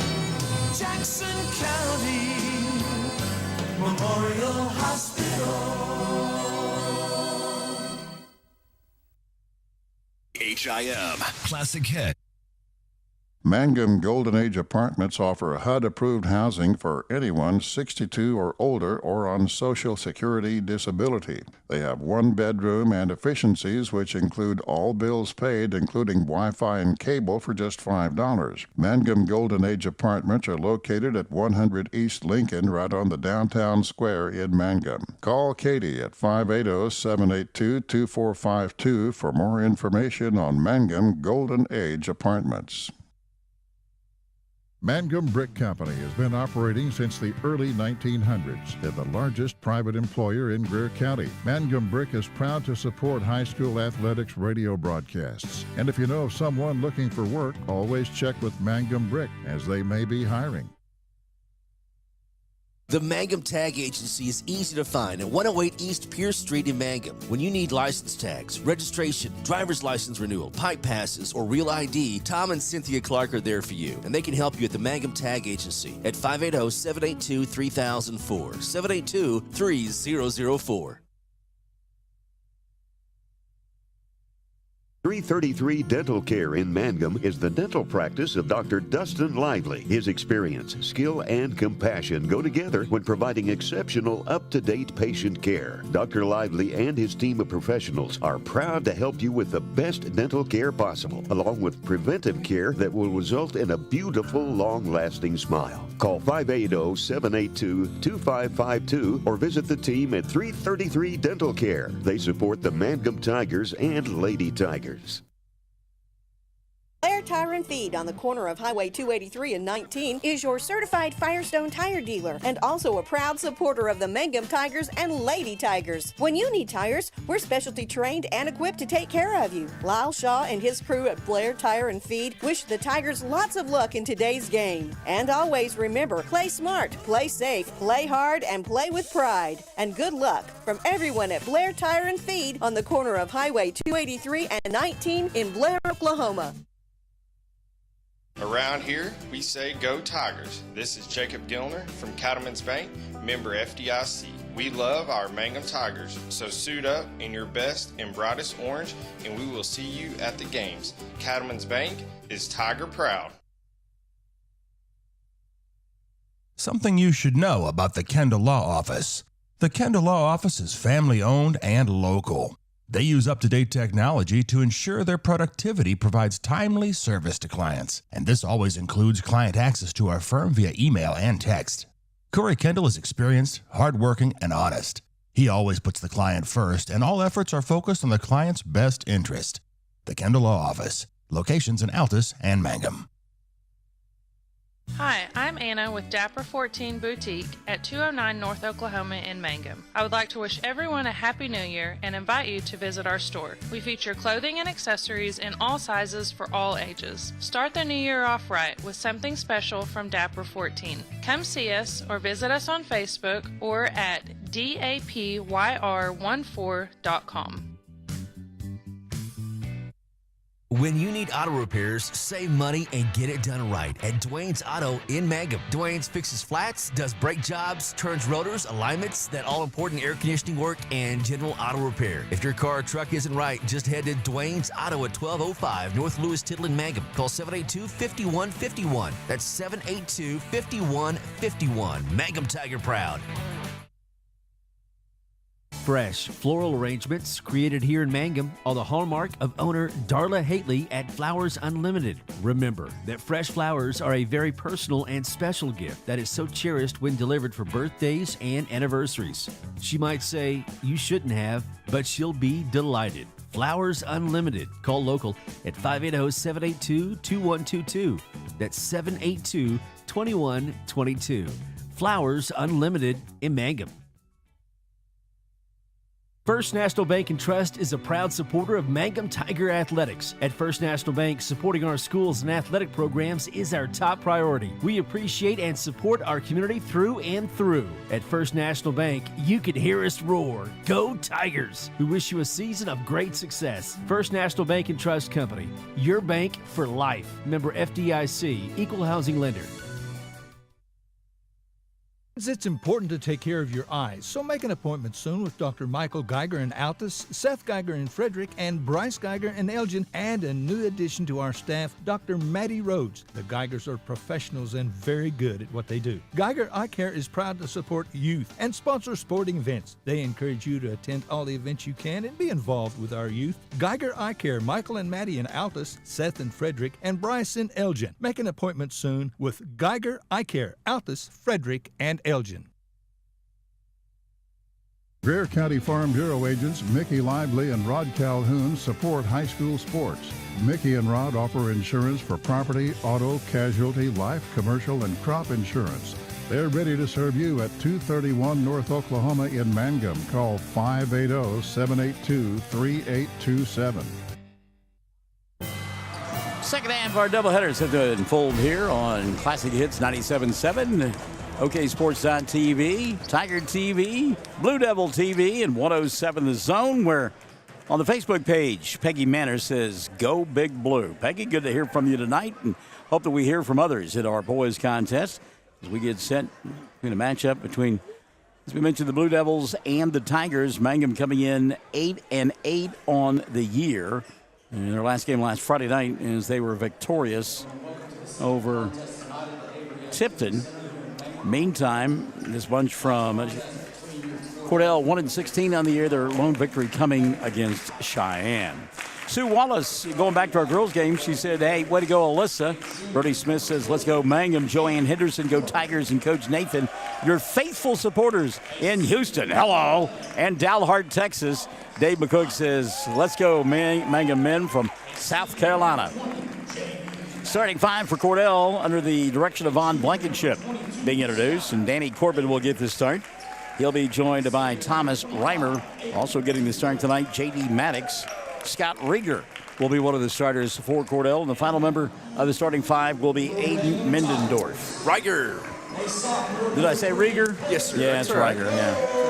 How about Mangum Tigers in the full warm-ups tonight? I didn't even notice. Yeah, they had the full tops and Wow. bottom covers, but they peeled them off quickly. Kind of unusual for them. Yep. So it's Corbin, Reimer, and Maddox, Rieger. Why do I've been doing Cordell forever. And Mendendorf. Yeah, Rieger. Okay. All right, starting five for Mangum will be Colton Earls. He'll be joined by who I think is his twin, but he's not, Daniel Bernal. Those two, I mean, wow, it's crazy. And then in the middle, of course, Nathan Augustine, Ian Martinez. And the final member of that starting five will be Aiden Warner. Martinez, or rather, Augustine coming off that huge game on Friday night down at Tipton. He got into foul trouble early, set out a bunch of the first quarter, missed a little bit of the second. Ball started the game kind of getting away a little bit. And so coach said, I'm going to have to put you in there, be smart. He just blew up and dominated the rest of the way. So interesting to see how he comes off that bowl game. Meantime, Ian Martinez, who he always needs to get off to a good positive start. Sometimes he struggles otherwise. It'll be interesting to see. Teams have been watching film on Mangum, and they've been finding ways to shut down Ian Martinez. Tap going to be controlled by Mangum. They'll go to work on the right end of your listening and or viewing device in their home white uniforms. Black outline numerals with the black and orange trim. Augustine, right side to Warner. Aiden. Back up top now to Bernal. At the free throw line, he'll find Martinez. Ian backs his way inside, draws a crowd, bobbles, gets the ball back, puts up a shot, doesn't get it to fall, battled for the rebound, and it's going to be cleared away by J.D. Maddox. Maddox played some tough defense, belly-up defense that time, and forced the shot. Martinez couldn't get it to go, and the rebound collected by Cordell. They'll come to work in the front court for the first time tonight, dressed in their road blue uniforms, white numerals, and white trim. Out between the two circles, Corbin. Danny lost the ball, got it back, and tried to save it before it went out of bounds, but couldn't get it done. Turnover, going to give it back now to Mangum. 7:09, quarter number one. And we saw a lot of physicality in the girls' game. It'll be interesting to see if the officials allow that here in this nightcap. Back-to-back ball games, getting them ready for the postseason. Both schools. Mangum on the road tomorrow night at Navajo. Meantime, there's a great look inside. Warner's shot won't go down. And then he's going to get called for a foul. Frustration. Missed the shot. Got called for the push on the rebound. Boy, he was wide open underneath the basket. That's just one of those that, again, sometimes the basketball gods just aren't shining in your favor. So Cordell will get it back after the foul on Warner, his first, and number one called against Mangum. Cordell, by the way, at home tomorrow night. They will take on Snyder. 6:40 left here in the first. Three ball, left side, no good for Corbin. Rebound cleared off by Bernal and company. And into the front court, here's Earls. Colton giving up the dribble. He'll go to Warner. Aiden behind the arc. Going to back it out and reset the offense now for Nathan Pennypacker. Nathan give us a little fist bump before the tip-off. His hands were cold. He's got a warm heart, though, I'm told. Good move inside Martinez. Ian couldn't get the shot to go down, but he did get body contact. And we'll go to the line to shoot two, Ian Martinez. Foul on J.D. Maddox. Going to be his first. And team foul number one on Cordell. Sherry Shepard Kendall says, let's go Tigers. And I talked about it a moment ago. Teams watching a lot of videotape of this Mangum basketball club, and they are working hard on limiting Ian Martinez and his touches. First free throw good. Martinez will get one more. So Mangum with the early 1-0 lead at the 6:14 mark of period number one. Second one, good. Martinez got them both. So Mangum with the early 2-0 lead via free throws.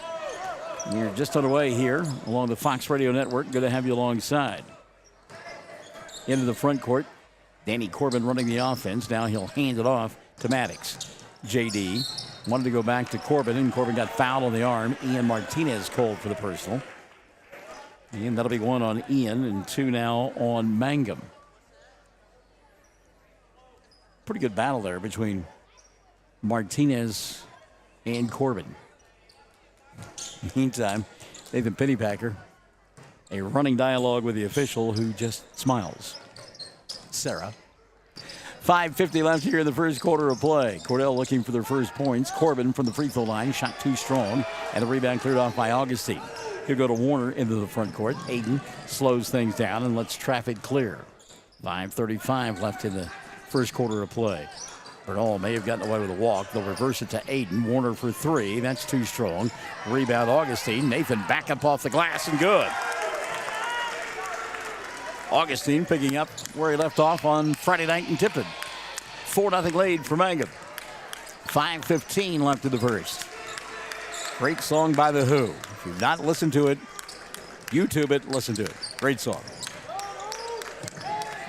Watch the adult version, though. I just warned you. Meantime, Cordell works on the left end of your listening and or viewing device. 3 minutes gone by here in the first. Again, they try to go to Corbin on the handoff. No good. Maddox, though, spins in traffic. Puts it up with the left hand. Nice soft touch for J.D. And the first field goal of the ball game for Cordell. Makes it 4-2. With 4:45 left here in his first period of play. Warner into the front court, and he'll come to Earls. Now they'll dump it inside to Augustine. Ball tipped away, but Nathan went and got it and resets. Aiden thought about the 3, but comes here on the near side to Colton. 4:30 left in the first. Mangum patient this trip.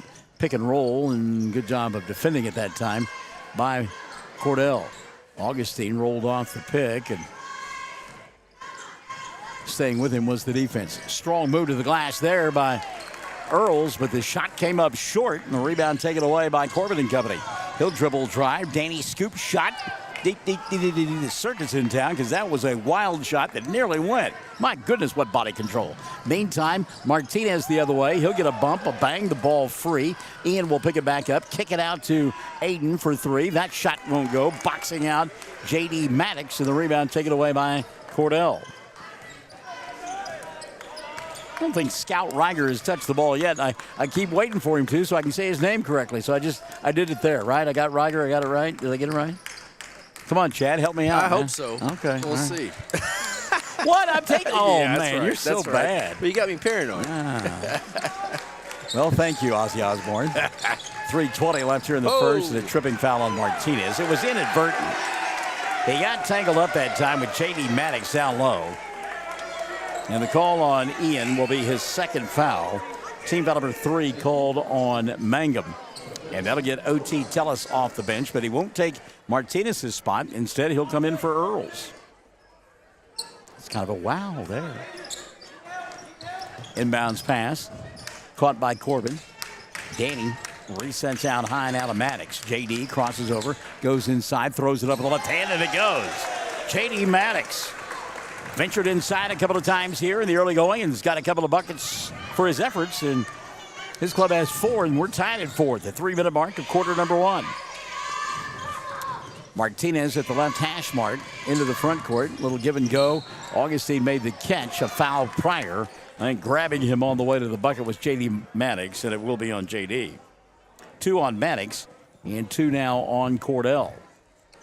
So Maddox has been all the points. He's been the fouls as well. Quick substitution. As Maddox will set down and into the ballgame, Border Dodd will come in. So the first substitution of the night for Cordell is Dodd. And the inbounds play.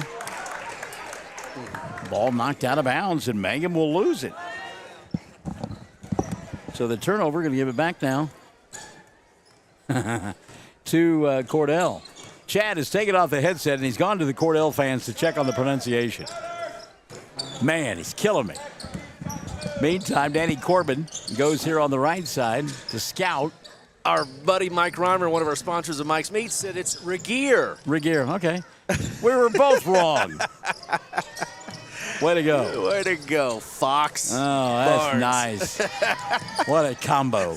Border Dodd here on the near side. He'll go to Mindendorf, and Aiden going to reset out high. 2:15 left in this first quarter of play. Tried the baseball pass, and Martinez shoved it right back in his face. Mindendorf went and got it. Aiden now off the bounce.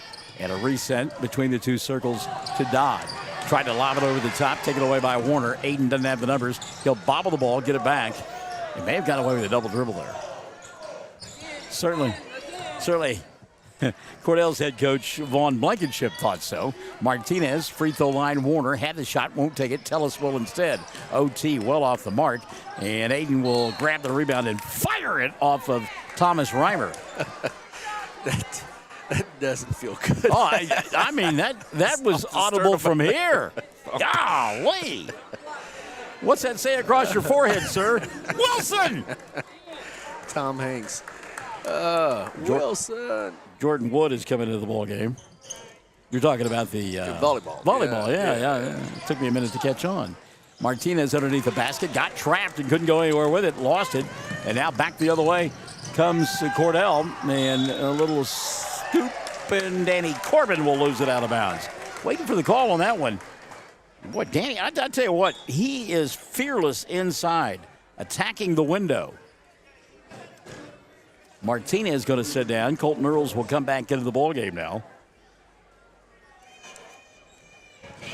For Mangum. Can't wait till we get a chance to say Scout Regier and get it right. Minute 25 left here. Tied at 4. 3 ball. Bernal shot too long.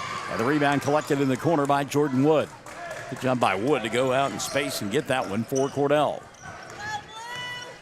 We'll have to reprimand Dudley for no text. Oh, he's taking it out. He's not listening to Barnes. He doesn't care. He knows the B team is broadcast. He's the A squad. He'll get it tomorrow night.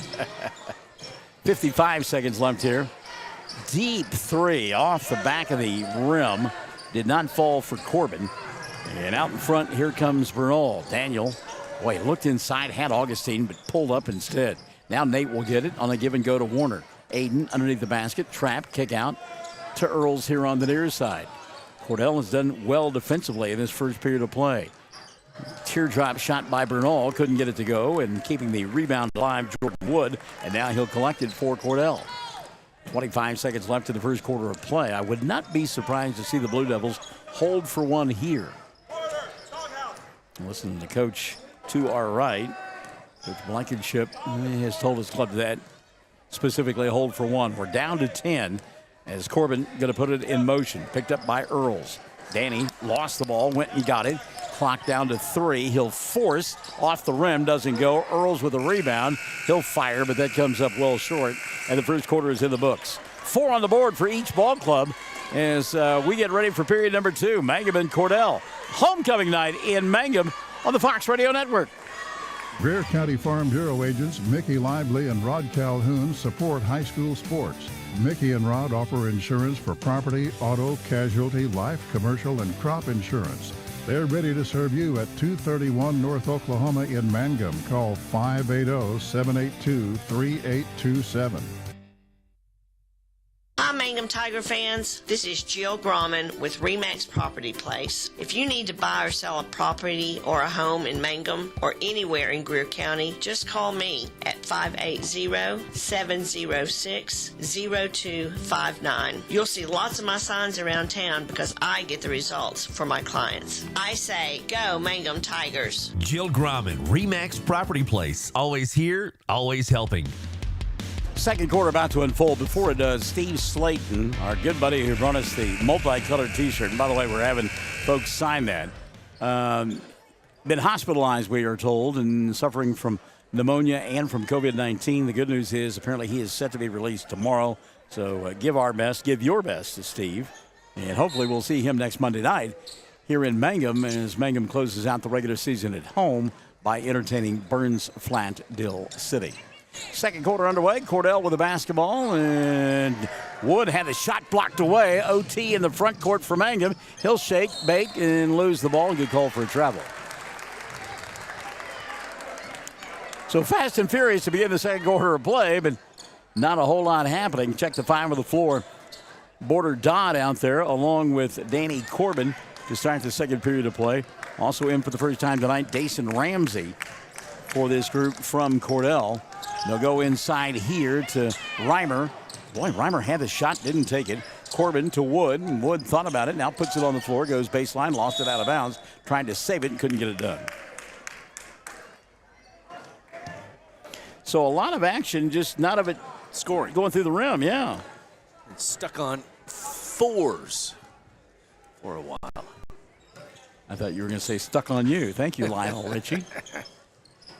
4-4 our score. OT Tellis in the front court. OT out there with Colton Earls also getting the start in the second period of play. Daniel Bernal, who has the basketball. Nathan Augustine, the final member of that fivesome, is Ian Martinez, and they try to go inside to Martinez. And Cordell pokes the basketball away, and Danny Corbin going to bring it across the timeline now for the Blue Devils. Minute gone by in the second, tied at 4. Jordan Wood here on the near side, picked up by Earls. Wood looking for help. Corbin will come give it to him. He'll put it on the floor, tries to blow by Martinez. Now it stops and pops and shoots it over Ian for 2. Danny Corbin, quick off the floor, makes it 6-4, the lead for Cordell. 6:35 left in the first half of play. Swinging around here on the near side to OT, and little drop step inside. How about the move by Tellis? And OT will knock it down. I wonder if he gets any kind of residuals from Fox Television when they have their OT on Sunday afternoons after football. I mean, he should. They named it after him. I'm quite confident. 6:10 left in the first half, tied at 6. Mangum and Cordell. Danny Corbin right in front of us. Ferocious defense being played by both clubs here in this first half. Deep three, off the mark for Corbin, with the rebound collected by Ramsey. Dason, skip pass over the top, and the timeout going to be taken by Cordell. 5:54 left in the half, 6-6 our score. Mangum and Cordell here on the Fox Radio Network. Everyone wants to be on a winning team. That's why Great Plains Bank is a proud supporter of the Tigers. No matter what life may throw at you, Great Plains Bank has the play drawn up, and we're ready to go into overtime to win your business. What makes Great Plains Bank different is that we will make the extra push to get you to the goal line. When it comes to your family's finances, every play counts. So pick a teammate you can trust. We want you on our team because with customers like you, we are greater together. Great Plains Bank. Member FDIC and equal housing lender. Cordell basketball out of the timeout.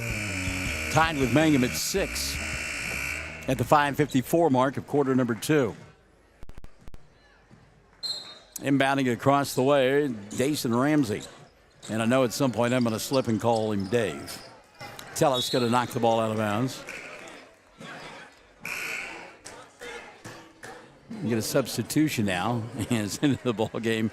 Scout Regier. We got it. Man, in stereo, I love it. We got it. Regier going to take the place of Border Dodd, who will sit down. Ramsey inbounds in front of us. He'll go to Jordan Wood. Wood here on the near side to Corbin. They'll go inside, and boy, slipping that time was Thomas Reimer. And again, an old man like me, I'm in traction after just watching that. 3-ball dialed up halfway down for Earls. Couldn't get it to stay, but Martinez will collect the rebound and reset for Mangum. Up top, Bernal. He says, I'll have a 3, thank you, and it goes! Daniel Bernal. First 3 of the ball game. Mangum on top, 9-6. 5:15 left in the first half of play. Quickly in the front court, Danny Corbin, and OT Tellis going to steal the basketball away. He will fall down, but I think he got some help going to the floor, and he did. Dason Ramsey going to get called for the personal. That'll be his first. And just the 3rd team foul on the Blue Devils. Substitutions now. J.D. Maddox back into the ballgame. Aiden Mendendorf will come in. Wood was one of those who sat down. I didn't see who else sat down for Cordell. We'll get that for you in a moment. 3 minutes gone by in the second.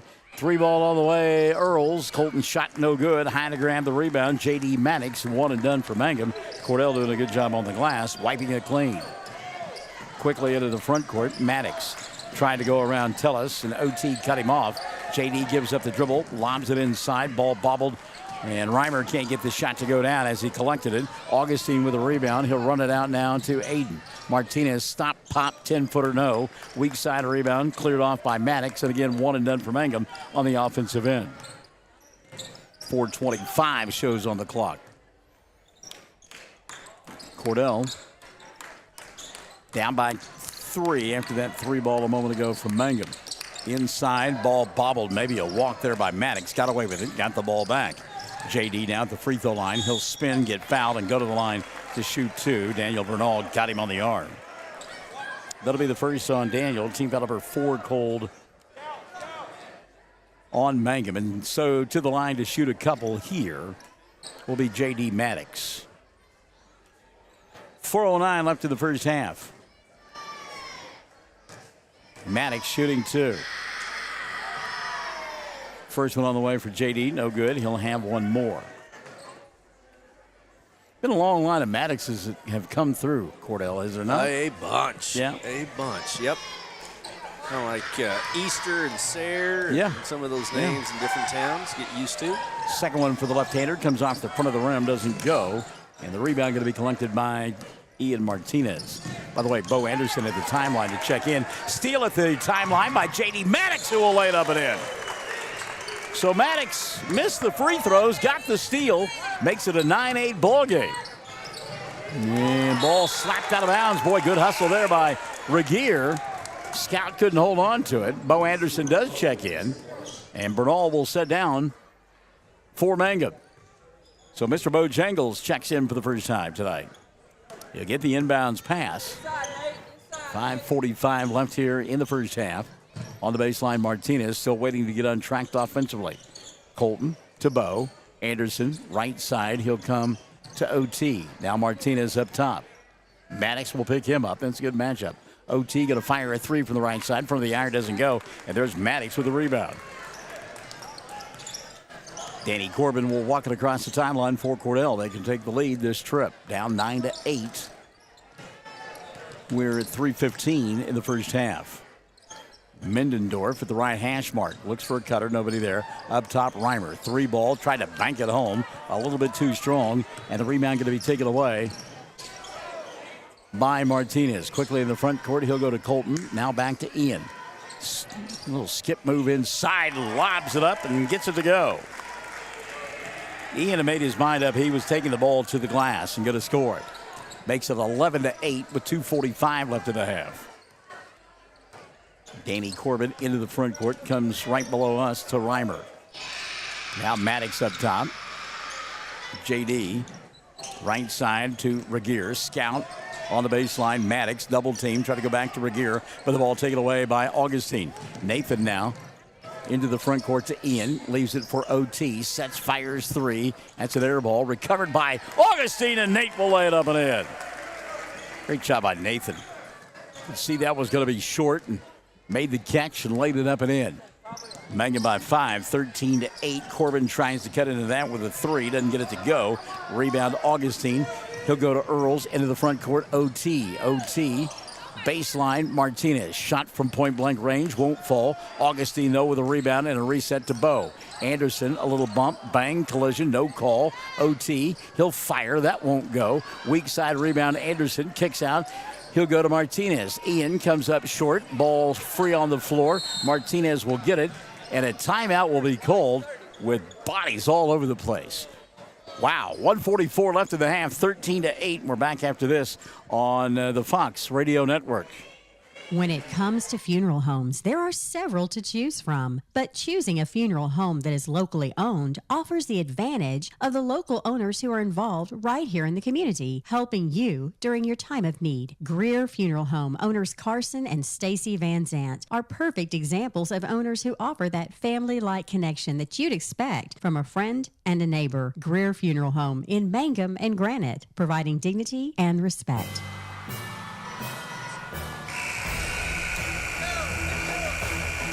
Minute 44 left in the first half of play, 13-8.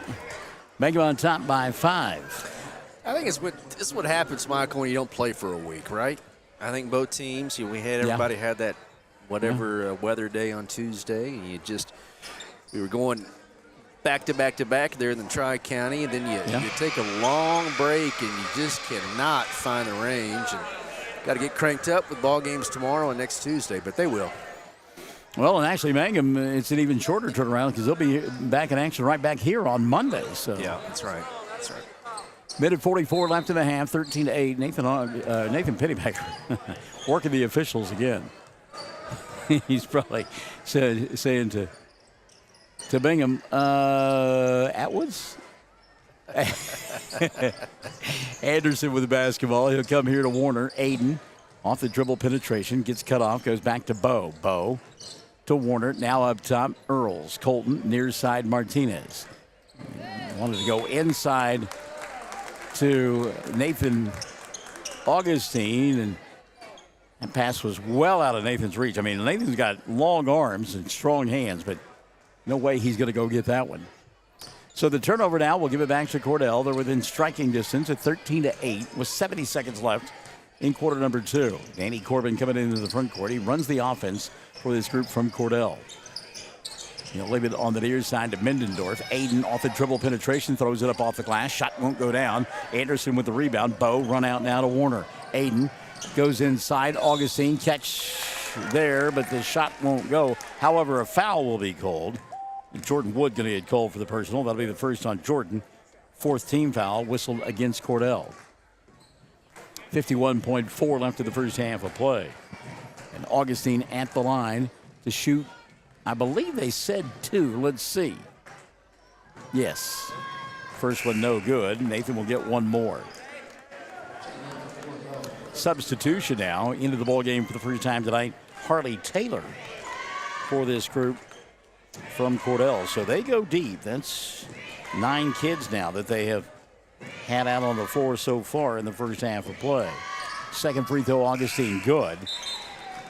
Nate 1 of 2. He's got 3 in the quarter, 5 in the ball game. Anderson sits, and Daniel Bernal will come back in for the final 51.4. Mangum trailing by leading by 6, 14-8. Danny Corbin coming across the timeline to J.D. Maddox, and to our right, Coach Vaughn Blankenship says, hey, let's go to work. Taylor, fresh off the bench, gets a touch, hands it off now to Corbin. They run the weave. Maddox giving up the dribble out high, needs some help. Looked inside to Mindendorf. He'll ball fake twice, and then the second time put it up and score. First 2 of the ball game for Aiden, 14-10. 20 seconds left here in this first half of play. Skip pass and a reset. Aiden between the 2 circles. Nobody picks him up. He'll go to Earls. Colton for 3, and it falls. Colton Earls, a big 3. As that will give Mangum the lead going into the locker room, 17-10. As that shot put up at the buzzer by Corbin was off the mark. 17-10, Mangum up by a touchdown and an extra point as Kelsey Travis has joined us.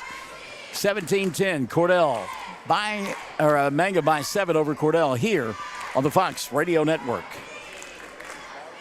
Great food made fresh with the best ingredients possible under the direction of Chef George is what you'll find at the newly remodeled J&P Mexican Grill in Mangum. Now, if you haven't tried the Mexican and American favorites at J&P Mexican Grill, what are you waiting for? They're open Tuesday through Saturday for lunch, dinner, featuring homemade desserts. For takeout, call 580-706-5042 and like them on Facebook. J&P Mexican Grill in Mangum.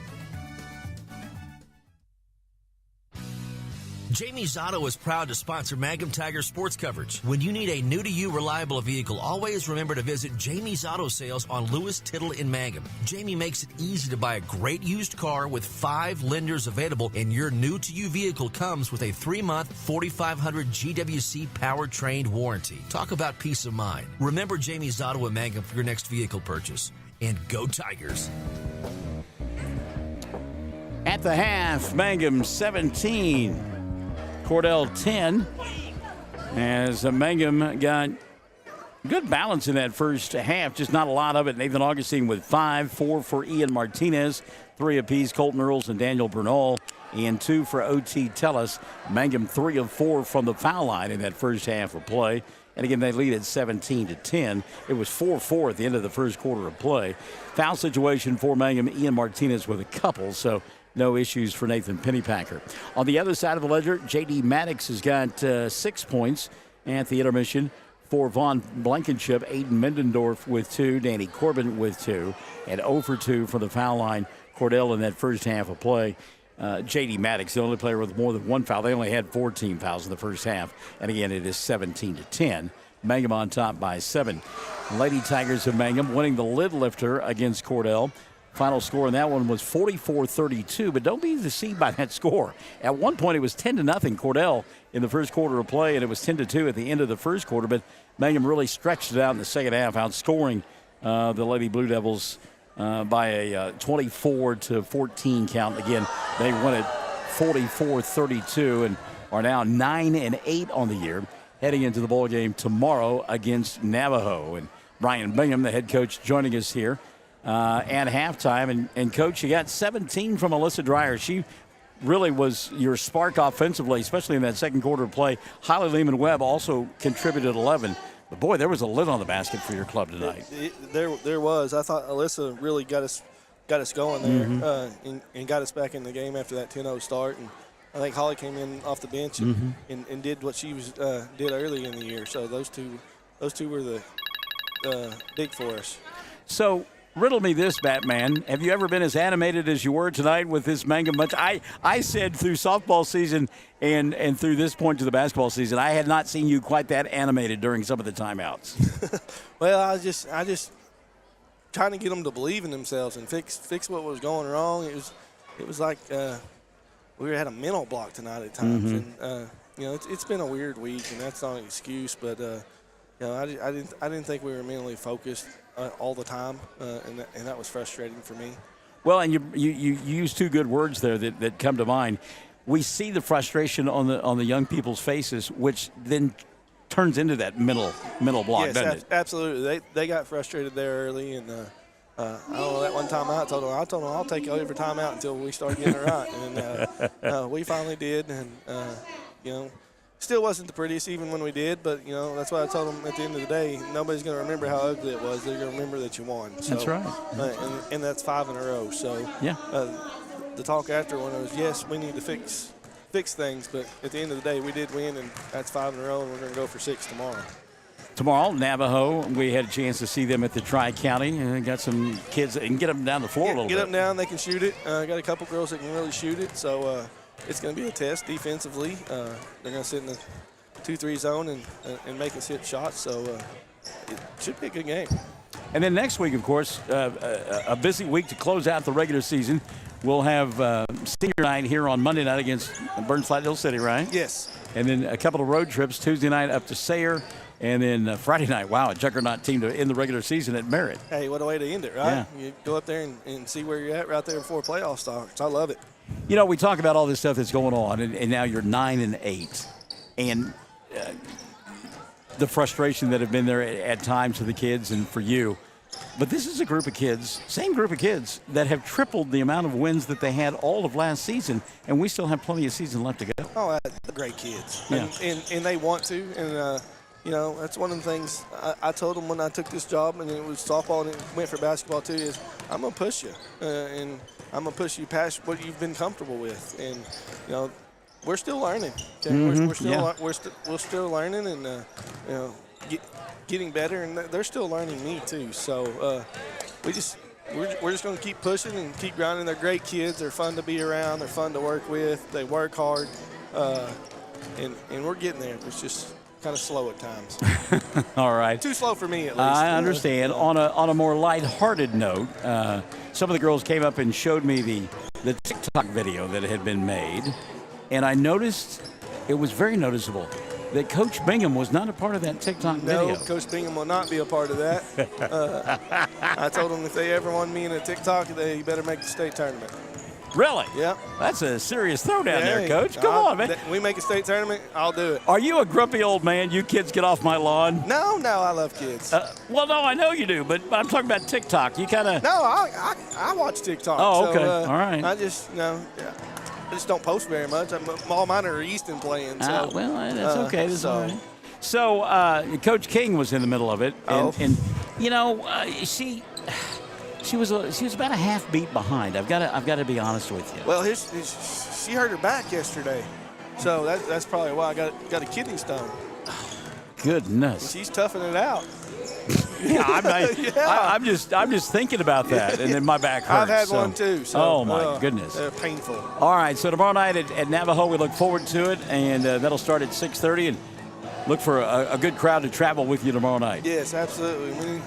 We need all we can get. All right, don't have to try to find any officials at Atwood for tomorrow's game. No, it's there. They can handle that. So. All right, Brian Mangum joining us. His Lady Tigers winning tonight, 44-32. They're now 9-8, headed into a ball game tomorrow night against Navajo that you'll listen to and watch with the Fox Radio Network, Classic Hits 97.7 and OKSports.tv. Second half coming up here at 17-10. Mangum in front of Cordell in the boys game, and we are the Fox Radio Network. Hello, this is Ashley Slayton, family nurse practitioner with the JCMH Family Care Clinic in Mangum. We are friendly hometown folks and treat patients of all ages, newborns through adults, for wellness and sick visits, as well as management of chronic illnesses such as diabetes and high blood pressure. Call the clinic in Mangum at 580-782-3393 for an appointment today. Jackson County Memorial Hospital. Classic Hits 97.7. Mangum Golden Age Apartments offer HUD-approved housing for anyone 62 or older or on Social Security disability. They have one bedroom and efficiencies which include all bills paid, including Wi-Fi and cable, for just $5. Mangum Golden Age Apartments are located at 100 East Lincoln, right on the downtown square in Mangum. Call Katie at 580-782-2452 for more information on Mangum Golden Age Apartments.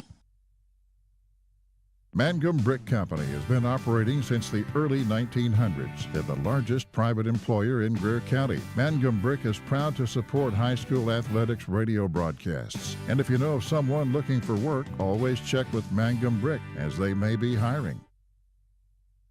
The Mangum Tag Agency is easy to find at 108 East Pierce Street in Mangum. When you need license tags, registration, driver's license renewal, pipe passes, or real ID, Tom and Cynthia Clark are there for you, and they can help you at the Mangum Tag Agency at 580-782-3004, 782-3004. 7- and 8-year-old kids walking by me singing Steve Perry, Journey, and Don't Stop Believing. They're just killing me. That's amazing. I love it. Yep, that is awesome. This is good stuff. By the way, a couple of things, and we may not get to both of them, but I want to get to this one. And I know you surf the internet, and you catch a lot of more stuff than I do. But did you see, and I don't remember where it was, where the PA announcer told the fans to shut up? No. Yeah. Yeah. The officials apparently were catching it big time from the fans. I did see where an assistant coach was fired for dressing and playing. Yeah, suiting up in a JV game. Yeah. Talk about your midlife crisis. I mean, go get yourself a sports car, or well, no, don't do that. You get in trouble. Gym membership. Yeah, there you go. That's what I was looking for. Mangum with the ball to begin the third period of play. By the way, Caitlin Huckabee says, good evening, Mr. Barnes, and good evening, Mr. Fox. Hello, hello. And good evening, Miss Huckabee. Mangum with the ball and the lead. That's Aiden Warner. He'll put it on the floor, go inside, nothing there. Leaves it for Bernal. Daniel had it bounce off one of them cool-looking shoes. He got it back. Aiden Martinez, along with Nathan Augustine and Colton Earls out there. Earls will stop at the free throw line, roll it around the rim, and get it to go down. Nice soft touch there for Colton. 5 in the ball game now for Earls, 19-10. It was a fruit gum company. Nobody singing songs like Yummy, Yummy, Yummy, I Got Love in My Tummy. But as you listen back to this, go ahead and Google that one or see if you can find it on YouTube. You don't even remember that one. J.D. Maddox inside with the left hand. Shot doesn't go. Rebound Augustine. Are you going to tell me that you do? No. Oh, okay. No. Yummy, yummy, yummy. I got love in my tummy. Into the front court, Ian Martinez. He'll spin, put it up off the window. Shot won't go. He'll battle for the rebound, and it's loose, picked up by Warner. Aiden bobbles, gets it near side to Earls. Colton, really physical out there. We'll get the 5 on the floor for Cordell here in a moment as Aiden will slow it down. Harley Taylor gets the start in the second half. He's out there with Danny Corbin. Also getting the start, J.D. Maddox, and we see Jordan Wood out there. And the final member of that 5, Aiden Mendendorf, for Cordell in their road blue uniforms, white numerals, and white trim. Augustine, turnaround jump shot, doesn't get it to go. Warner with a rebound in traffic. He'll throw it off the window and get it to fall down. Aiden Warner. Tough angle, and it fell for Aiden. 21-10, Mangum by 11, their biggest lead now of the night. Cordell working on the right end if you're listening and or viewing device. Mendendorf will get it at the left hash mark. Aiden picked up by Bernal. Up top, Sharp. 3-ball on the way, and he won't draw iron. That one will go out of bounds. He was hitting him at half. I said I thought he needed to shoot more, but that one just a bit outside. Jordan Wood with the shot there. Yeah. Bob Euchre. I read a great line from him day before yesterday. And I mean, if I'd had anything in my mouth, I'd have spit it. Ian Martinez, a give and go there, and that's a sweet little pick and roll there for Mangum. Martinez now with a half a dozen. 23-10, the lead of Baker's dozen 13 at the 2:35 mark of period number 3. Mendendorf looks for a cutter, going to put the ball on the floor. And picked up by Bernal. Great defense by Daniel. Jordan Wood has it. He's picked up by Augustine. Trying to lob it inside. Pretty good pass. Ball bobbled momentarily by Taylor and recovered by Maddox. JD on the baseline. Leaves it for Mendendorf. He won't take the 3. Gives up the dribble. Needs some help. Baseball pass over the top. He'll come to Wood. Jordan. Tough shot there off balance. Didn't get it to fall. Martinez with the rebound. He's got numbers. Ian dribble, drive, fakes the bounce pass. Shot blocked away by Corbin rather. Danny went up and said, "Get that stuff out of here." Maddox in the front court. May have got away with a push-off. He'll throw it over the left hand, and the bucket goes. And the official shaking his head. I think he's shaking it at Nathan. Nathan thought maybe that Maddox had pushed off. So count the bucket for Maddox. They called the foul on Daniel Bernal. His second. And team foul number 1 on Mangum in the second half. O.T. Tellis will check in. Ian Martinez will set down for Mangum. Thomas Reimer has come back into the ball game, and Wood will take a seat for the Blue Devils. 23-12, chance at a three-point play here. Maddox comes up short, ball on the floor. Bodies diving everywhere. We'll get a jump ball. The arrow going to point the way of Cordell. That's kind of weird. That ball went through about 4 sets of hands and just sat there on the floor. You had a rugby scrum later. And with 4:46 left in the third, Cordell will inbound. Mendendorf off the dribble penetration. Now he'll come up top between the two circles to Taylor. Harley bobbled, got it back, needs some help. He'll go to Sharp. Oh my God, keep calling him Sharp. It's Danny Corbin. Corbin tries to get a clear out, now gives up the dribble. Comes to Maddox. Wanted to go back door to Corbin, and Danny couldn't handle the pass, and it's taken away by Earls. Colton, front court, right side. Bernal thought about the 3, puts it on the floor. Mendendorf will pick him up. Now they'll go inside to Augustine, and a push will be called on Thomas Reimer. That'll be the first on Reimer. And team foul number 1 of the second half called on Cordell. Dason Ramsey will come back in. And setting down Harley Taylor for the Blue Devils. 4:12 left here in the third. Inbounds pass, caught in traffic by Earls. And Colton went to Augustine. And again, a bounce pass in traffic is always difficult for a tall guy. Yes, sir. I'm not tall, I wouldn't know, but yes. Looks like it. By the way, Sherry Shepard Kendall tells me that her 3-year-old can sing. Yummy, yummy, yummy, I got love in your tummy. That's awesome. Well, there you go. The 60s live. 3:55 left here in the third. Cordell, the lob it inside to Maddox, will make the catch. Get blocked away by Augustine. Nathan said, "Get that stuff out of here." Back the other way. Here comes Aiden Warner and all kinds of contact. He had three devil sandwiches. He was a devil sandwich there. Golly. Danny Corbin back the other way. Corbin crosses over, tries to go around OT.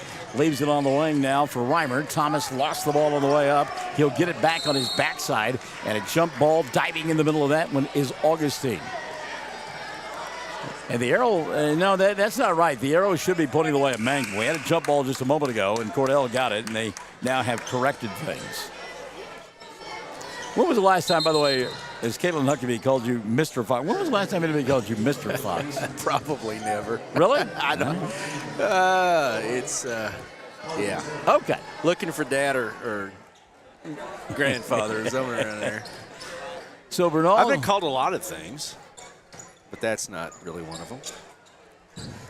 Most of which we can't say on the air, apparently. Back into the ballgame, Harley Taylor setting down will be Aiden Mendendorf. And all right, now I understand what's going on. I couldn't see. There was some folks in my way there. They're actually wiping up the floor. I saw teams huddling up with their coaches, and I thought, well, I didn't get a timeout by anybody, but cleaning up that wet spot there on the floor when they're wrestling around looking for the basketball and got the jump ball. Yep. I don't mind it as long as it's consistent. They are. One foul each, 4.5 minutes in. Yeah. So there you go. I mean, the first half was, 14 fouls on Cordell and 4 on Mangum. So, yeah, I mean, it's been consistent for sure. And here we see Earls go inside. Shot doesn't fall. Warner with a rebound. And a reset now to OT. Tellis leaves it for Augustine on the corner. He'll bobble. Get it back to Colton. Now Aiden. Open for 3 in 3 seconds. Going to be called on Mangum. Ian Martinez. Well, he was showing what he was doing, and he was standing in the lane. So, I mean, you proved your point, Ian, for the official. Oh, yeah, this dark spot here that has, 3 minutes left in the third. I love kids. Golly. Yep. It's so fun. 23-12. Danny Corbin into the front court. Corbin. Maddox rolled off of a double screen, wanted the ball and couldn't get it to him. Now stopping and throwing one up. Taylor, hardly shot, no good. Rebound Sharp. His putback won't go on the reverse. And the rebound, Ian Martinez. And then he gets a frustration foul in the backcourt. Yeah, you keep calling him Sharp, but I did. Yeah, Corbin. I'm sorry. I don't want. He's sharp because he's got the cool headband. Now that is big league. And it is. And I didn't even know they still had headbands. And I happened to be in Academy Sports over the weekend, and they had headbands. And I thought, man, I wish I could get one of these just to wear it. Exactly. I mean, seriously, I remember being a kid playing Little League basketball and getting sweatbands for your wrist and one for your head. I guess, the clothes I wear that are outlandish, I don't know what would stop me from wearing a headband. Oh. And climbing the ladder is Corbin with a block, but he got body as well. Oh, they called the foul instead. Wow. They called it on Thomas Reimer instead. Okay. So that'll be 2 on Thomas and 3 now on Cordell in the second half. And Nathan Augustine will go to the free throw line to shoot a couple. Mackenzie Laughlin Bates has joined us. Hadn't heard from Mackenzie in quite some time. Hope that lovely family is doing well. That little girl is as good as they come. Augustine, first free throw good. Nathan will get one more. Give me a little snapshot of at Tipton. Augustine just went off, huh? He did, and there were some foul problems for the Tipton team, and Nathan recognized that, and he just simply worked like a sled dog inside. Avery Rogers climbs the ladder to keep the missed free throw alive by Augustine. Did he have 30? Huh? How many did he have? What's that? 29? 29 points, yeah. 29, yeah, wow.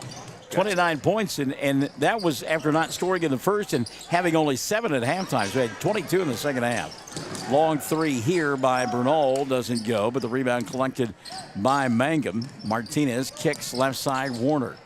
Minute 55 left here in the third. As we said, Avery Rogers has come back into the ballgame for the first time tonight for Mangum. And he can jump. Man, we were watching him in warm-ups. He can go up. Looking forward to him on the football field next season. He'll be a lot of fun.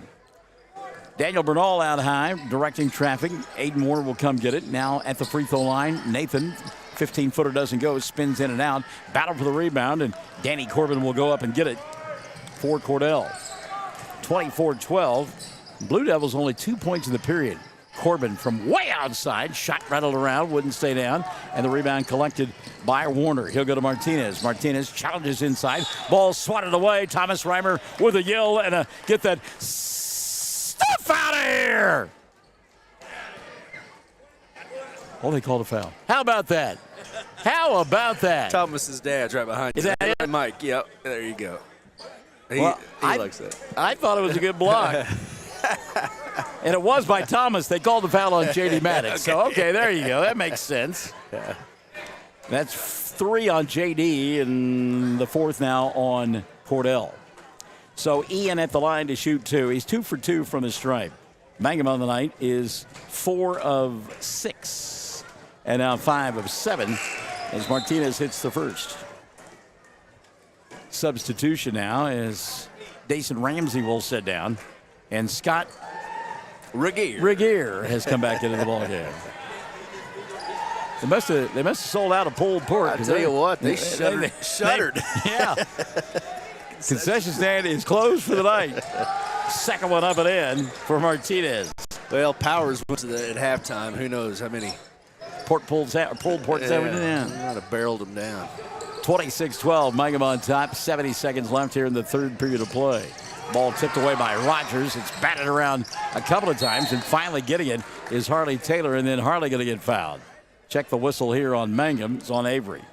That'll be the first on Avery. And the second on Mangum. You know, the other thing that we've talked about the officials, and we haven't gotten on them because we're glad that they're here and they've done a fine job. Yeah. But one of the other things that I've noticed about them, they have really interacted a lot with the kids tonight, you know, shaking their heads and talking and stuff. And normally you just don't see that. Right. And I don't know that I mind that. No. You know, not being robotic. I kind of like that. Yeah, keep the line of communication. Sure. Open. Yeah. J.D. Maddox now with the ball. Cutting off of it is Danny Corbin. He'll go inside. Corbin missed the shot. And a late whistle and a foul going to be called on Nathan Augustine.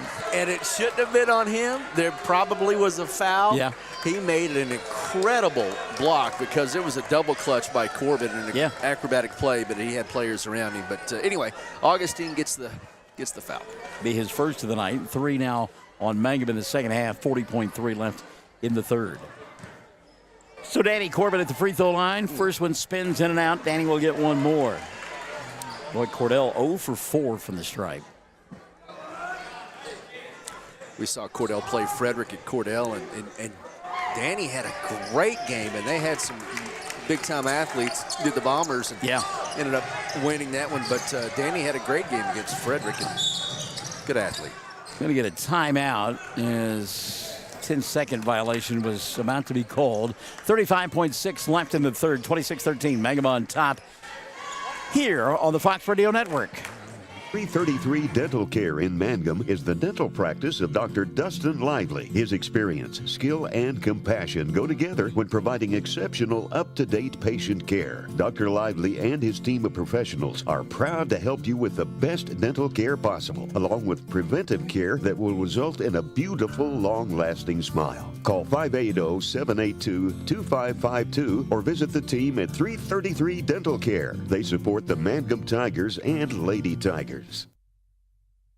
Blair Tire and Feed on the corner of Highway 283 and 19 is your certified Firestone tire dealer and also a proud supporter of the Mangum Tigers and Lady Tigers. When you need tires, we're specialty trained and equipped to take care of you. Lyle Shaw and his crew at Blair Tire and Feed wish the Tigers lots of luck in today's game. And always remember, play smart, play safe, play hard, and play with pride. And good luck from everyone at Blair Tire and Feed on the corner of Highway 283 and 19 in Blair, Oklahoma. So Kelly D. Williams asking you, Chad, if you've got a score from Hobart. I will work on that. Stand by. Okay.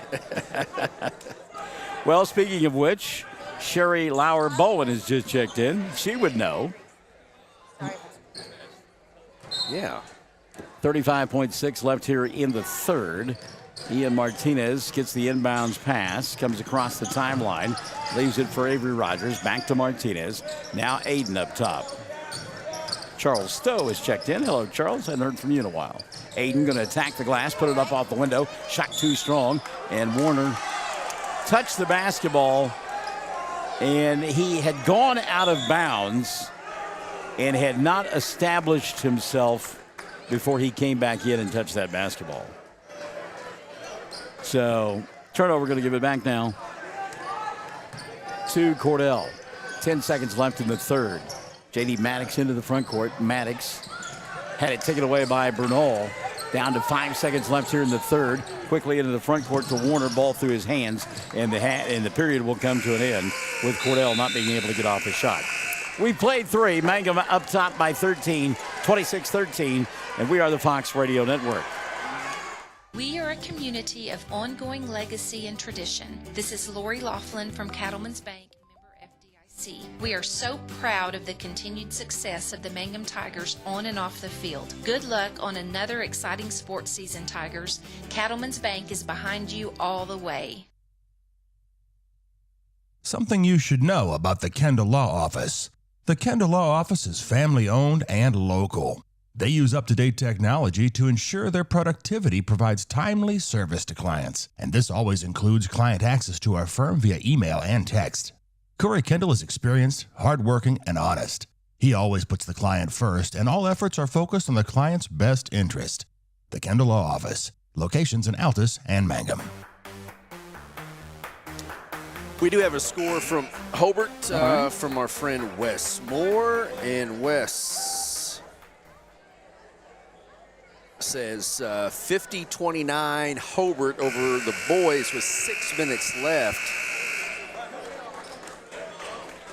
All right. And it looks like the Lookeba Sickles girls won big, and I mean big, over Hobart. Wow. He said by 30. That is shocking. Okay. Now, I'm checking in with our friends at 107 The Zone. Cheryl Leonard says it's Regier. Yeah, Regier. So we've got it right? Yeah, we do. Okay. We do. Yeah, apologies early on. We figured her out. Cheryl, thank you yes. for helping us out with that, because we had been given some false information. 3 ball dialed up here. Boy, back of the iron just will not fall for Danny Corbin. And the turnover, you give it back because that ball goes out of bounds. You know, you talked about Corbin earlier and against Frederick and their athletes. We had the chance to again see Cordell a couple of times up at the first part of January. Got to see him up at Merritt, and then we saw them a couple of weeks ago over at Western Oklahoma State College. Meantime, Ian Martinez fell down. He fell hard on his hip, got up slowly, and is just kind of wandering around out high, trying to collect himself and recover from that. Bernal thought about the 3. Goes inside instead to Martinez, and he'll lay it up and in. That'll make your hip feel better in a hurry. 10 now for Ian. 28-13. 7:10 left of the ball game. Again, Danny going to go inside. That time it goes for Corbin. Yeah, he needs to keep doing that with the Blue Devils. Yeah, he's a good ball player. Battle down below us. Martinez and Maddox, and little talking going on. Got to be careful there. Foul going to be called on JD. I don't think they were talking about the weather, were they? I don't think so. Boys and their testosterone. No, flowing a little bit here tonight, isn't it? Maddox, by the way, picks up his 4th foul, and that'll be team foul number 5 on Cordell in the second half of play. Bernal out high, or that's Earls out high. He'll come here to Warner. Again, both teams playing tomorrow night. And then Cordell will be at home against Snyder. Mangum will be on the road at Navajo. Off-balance shot by Earls didn't go, and the rebound going to be cleared off. And here comes Danny Corbin, stopping, popping, glass, and got it. Back-to-back buckets. Meantime, Vaughn Blankenship wanting to know how there wasn't a foul on that play. 7 in the ball game now for Corbin. 28-17, and all the way across the floor we're going to call. Push going to be called on Aiden Mindendorf. That'll be the first of the night on Aiden. Team foul number 6 called on Cordell. He's got a little point. Foul's not quite as even as earlier we mentioned, but 6-3 now. 6 for Cordell, 3 for Mangum. I believe that's what Coach was pointing out a moment ago. Augustine inside, and he'll throw it up and got it underneath, actually, Regier. And Nathan now with 8 in the contest. Mangum on top by 13 again. 30-17. 5:55 and running the 4th quarter of play. Danny Corbin comes here on the near side to Bendendorf.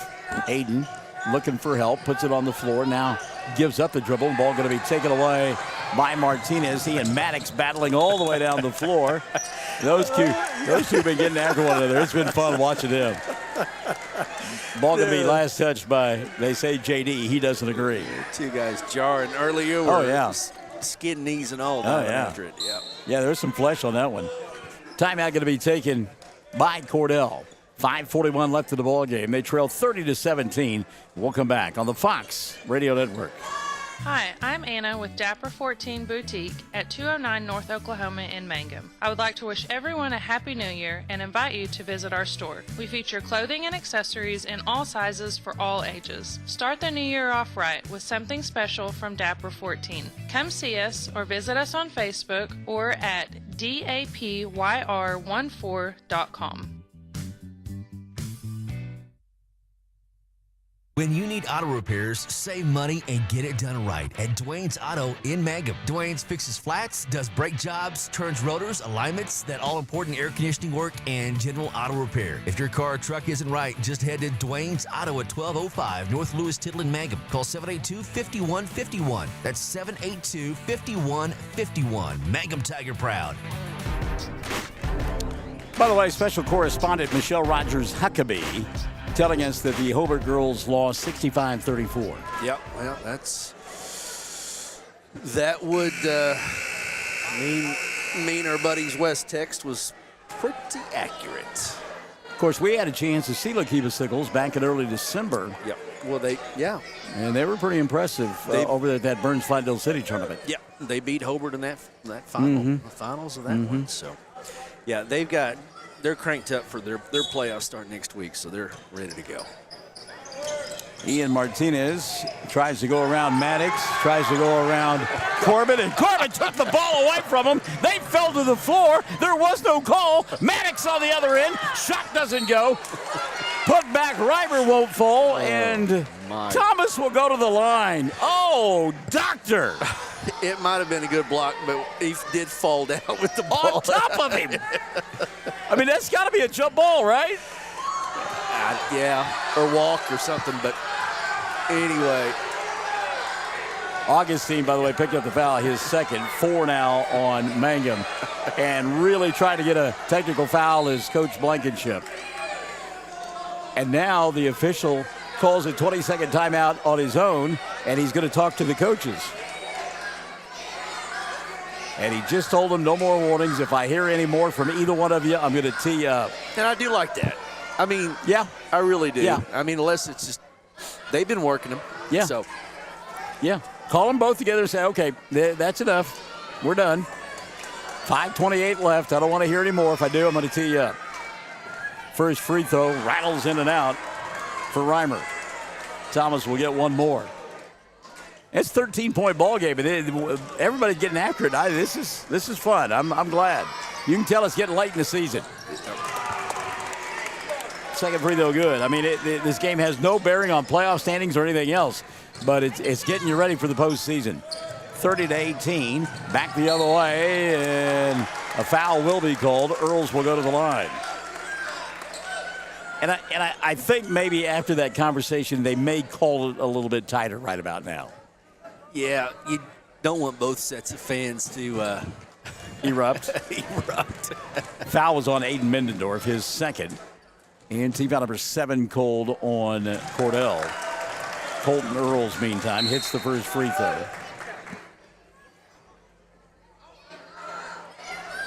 Timeout going to be taken by Cordell, and Coach Blankenship said, look, I'm not trying to get on you. So, all right, 31-18, 5:21 left. It ought to be fun. Stay with us on the Fox Radio Network. Fresh floral arrangements created here in Mangum are the hallmark of owner Darla Hately at Flowers Unlimited. Remember that fresh flowers are a very personal and special gift that is so cherished when delivered for birthdays and anniversaries. She might say, you shouldn't have, but she'll be delighted. Flowers Unlimited. Call local at 580-782-2122. That's 782-2122. Flowers Unlimited in Mangum. All right, here's your Cattleman's Bank game reset. 5:21 remaining. Mangum on top, 31-18. They are in the 1-on-1 bonus. Just 14 fouls against the Tigers. Arrow points the way of Mangum. Timeouts. Looks like one left for Cordell, and Mangum still has 4. Second free throw on the way here, and it goes in for Colton Earls. 7 in the ball game for the left-hander. 32-18. 5:15 remaining. Danny Corbin working his way inside. Backs down. Martinez puts up the shot, coming up short, but the putback is there for Thomas Reimer. He's got 3 in the ball game. 32-20. 5 minutes remaining. Give, go, glass, and good for Colton Earls. Earls, the benefactor of a great pass by Augustine, and a nice job on the catch by Earls, who is left-handed and shot it with the right hand. 3 ball dialed up here, won't go. Ball loose, and oh my goodness, look at the effort there. Maddox working hard, trying to keep that one alive. He's over there with Augustine, and JD says, what we got here? Well, it'll be Mangum basketball. Amy Brown apparently has left the building and is joined us now on the broadcast. Amy, I know that Birdie struggled, but she played some good defense and handled the ball well. She didn't shoot well. Timeout going to be taken by Mangum? Well, no, it's not going to be given to him. Martinez going to go inside, miss the shot. Nathan Pennypacker standing right in front of a shouting timeout, and neither official heard him. Lob over the top, shot too strong. It was a good look for Scout Regier, but it wouldn't fall. And back the other way comes Mangum. This is Army basketball right now, I'm just telling you. Ball slapped away, not once, but a couple of times. Warner then tries to throw it off the belly of Danny Corbin, and apparently he did, and it goes out of bounds. Wow. I tell you what, it's just, this is what you want to see. I don't care what the score is. No, I don't either. Yeah. They're just getting after one another. By the way, coming into the ball game, Jordan Wood, who collides with Nathan Augustine and gets called for the foul. He came in for Regier and committed the foul right away. That's the second on Jordan. Team foul number 8 on Cordell. Aiden Warner. A little bit of a problem with that index finger on his right hand. Trying to shake it off. 1-1 now for Augustine.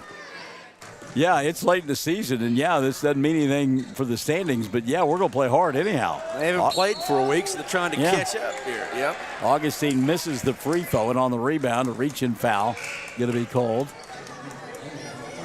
And I believe it's on Earls. It'll be the first on Colton. O.T. Tellis has come into the ball game. Martinez will sit down. That's team foul number 5 on Mangum, by the way. 3:50 left in the ball game. Spirited, to say the least. Lob over the top, caught by Reimer. Thomas going to get tied up. We'll get a jump ball. And the arrow points the way of Mangum. By the way, on that jump ball, when it's tied up, there's no rule that says you have to give it up. You can keep pulling at it until the referee gets it from you. And both guys were doing that there. Bernal down below us. Daniel looking for a cutter inside. Nobody there. So he'll reset out high to Colton. Earls off the bounce. He'll go inside, put it up with the left hand, and score. Colton Earls. Had that English on it, didn't Yes, he did. 36-20. Mangum by 16. Into the front court, Danny Corbin. He'll go to Mindendorf. Mindendorf off balance shot, and that wouldn't stay down. And the rebound cleared away by Nathan Augustine. Quickly into the front court. OT will get the ball. Put it up off the glass. Shot too hard. Maddox with the rebound. Man, he is playing hard. JD dribble, drive, steps inside the left hand. That shot came up short. Augustine got all the way back down the floor to grab the rebound. And now Mangum with numbers out in the front court. Here goes Earls. He'll hang, bang, shot won't go. Foul called. He'll go to the line to shoot 2. I believe it's going to be on Thomas Reimer. Let's see.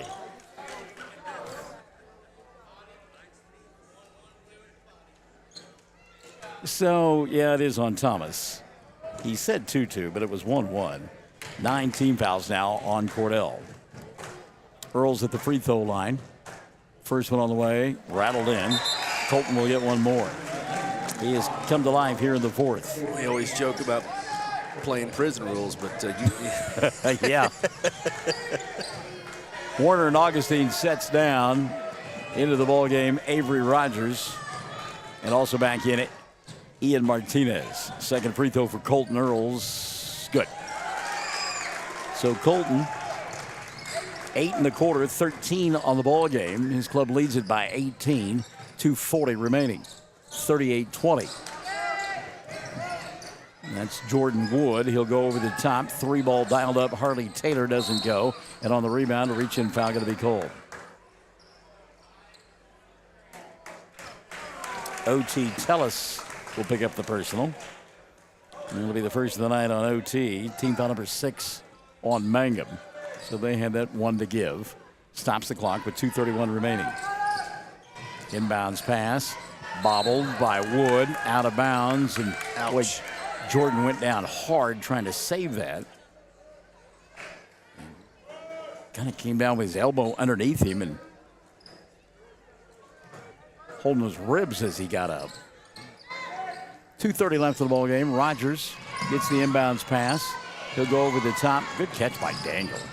Bernal into the front court to Colton. Thought about the deep three from Steph Curry-Lamb, but instead wanted to go inside, and the ball knocked out of bounds by Thomas Reimer.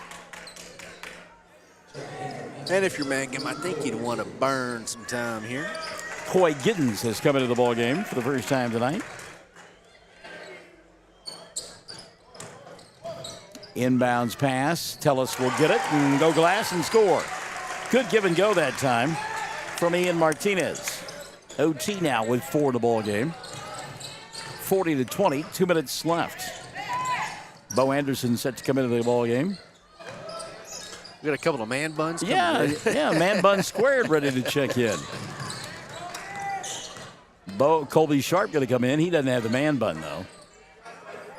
Mason Trier will come in at the next dead ball. I don't know if they're going to call a foul or anything. You can hear Coach calling for one. I don't know if they're going to Augustine inside, or rather Martinez inside. Missed the shot. Rebound put back, no good. Ian will get it back, and a timeout taken prior to the shot with 1:32 left in the ball game. You can hear Coach below us, foul, foul, wow, foul. And that was a foul on Cordell. Yeah. On his player. Yeah. 1:32 left in the ball game. 40-20. Mangum on top. This is the Fox Radio Network. First National Bank and Trust is a proud supporter of Mangum Tiger Athletics. At First National Bank, supporting our schools and athletic programs is our top priority. We appreciate and support our community through and through. At First National Bank, you can hear us roar. Go Tigers! We wish you a season of great success. First National Bank and Trust Company, your bank for life. Member FDIC, Equal Housing Lender. Friends, it's important to take care of your eyes, so make an appointment soon with Dr. Michael Geiger in Altus, Seth Geiger in Frederick, and Bryce Geiger in Elgin, and a new addition to our staff, Dr. Maddie Rhodes. The Geigers are professionals and very good at what they do. Geiger Eye Care is proud to support youth and sponsor sporting events. They encourage you to attend all the events you can and be involved with our youth. Geiger Eye Care, Michael and Maddie in Altus, Seth in Frederick, and Bryce in Elgin. Make an appointment soon with Geiger Eye Care, Altus, Frederick, and Elgin. Talk about the fact that there are no playoff ramifications, anything on the line here. Postseason been decided as the inbounds pass goes to Avery Rogers. He'll put it up and score. Avery with his first 2 of the ball game. But Cordell 1-16, but I tell you what, they are playing their tails off. I mean, they are getting after it. Yes, they are. And I give them credit. Yep. Inside, Avery Rogers with a block. Rather emphatic as he went up with Thomas Reimer. Dislocated Reimer's shoulder, but yeah. Thomas going to go to the free throw line if he can put it back in place and shoot a couple. Man. And again, Mangum kids playing hard too. Yep. There's some young guys out there that don't get a lot of varsity playing time, so they're relishing in this final 1:15. I think both teams had some cabin fever the last few days. Yeah. Second free throw, no good, and Dreyer will go up and get the rebound for Mangum. Ball lost across the way, and who did it touch last? Giddens couldn't hold on to it. I think it was off of Coy, and it was. By the way, Sharp did come back in, so it's Anderson, Sharp, Rogers, Giddens and Dreyer out on the floor for Mangum. Maddox inside. He'll put it up left hand. It won't go.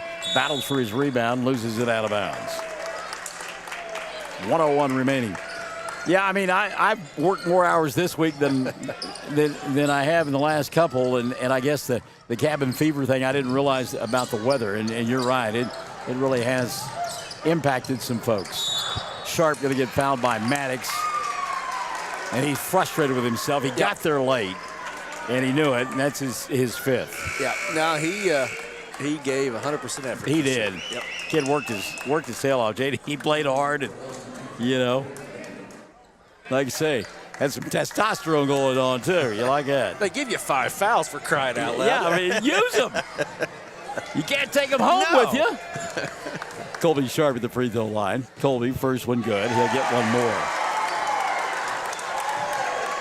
Of course, the first teamers are loving this on the bench. They're having a great time as well.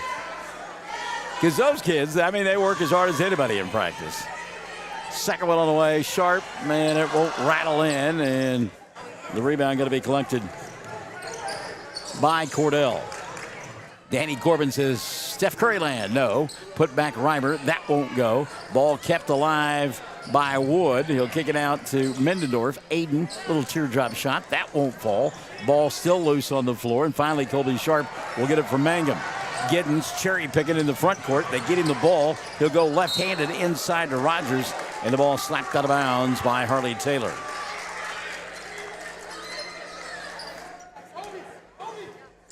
So inbounding it will be Bo Anderson. Lob to Avery. Rogers can't handle. Taken away by Taylor. And here comes Danny Corbin. Corbin pull up from 3. No. Rebound taken away by Giddens. He'll go to Bo. Anderson, they're not going to call anything now. Bo, dribble drive. Scoop shot won't go. Dreyer will put it up. That won't fall. Got his own rebound. Goes to Anderson. Bo to Giddens. His time expires. No. And the ball game comes to an end. 43-20, your final score. The victory for Mangum tonight. And the Tigers have gotten above 500 at 9-8. 43-20, your final. We're back with the totals after this on Classic Hits 97.7. Greer County Farm Bureau agents Mickey Lively and Rod Calhoun support high school sports. Mickey and Rod offer insurance for property, auto, casualty, life, commercial, and crop insurance.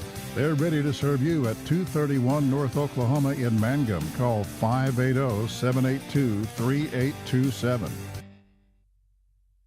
Hi, Mangum Tiger fans. This is Jill Grauman with RE/MAX Property Place. If you need to buy or sell a property or a home in Mangum or anywhere in Greer County, just call me at 580-706-0259. You'll see lots of my signs around town because I get the results for my clients. I say, go Mangum Tigers. Jill Grauman, RE/MAX Property Place. Always here, always helping.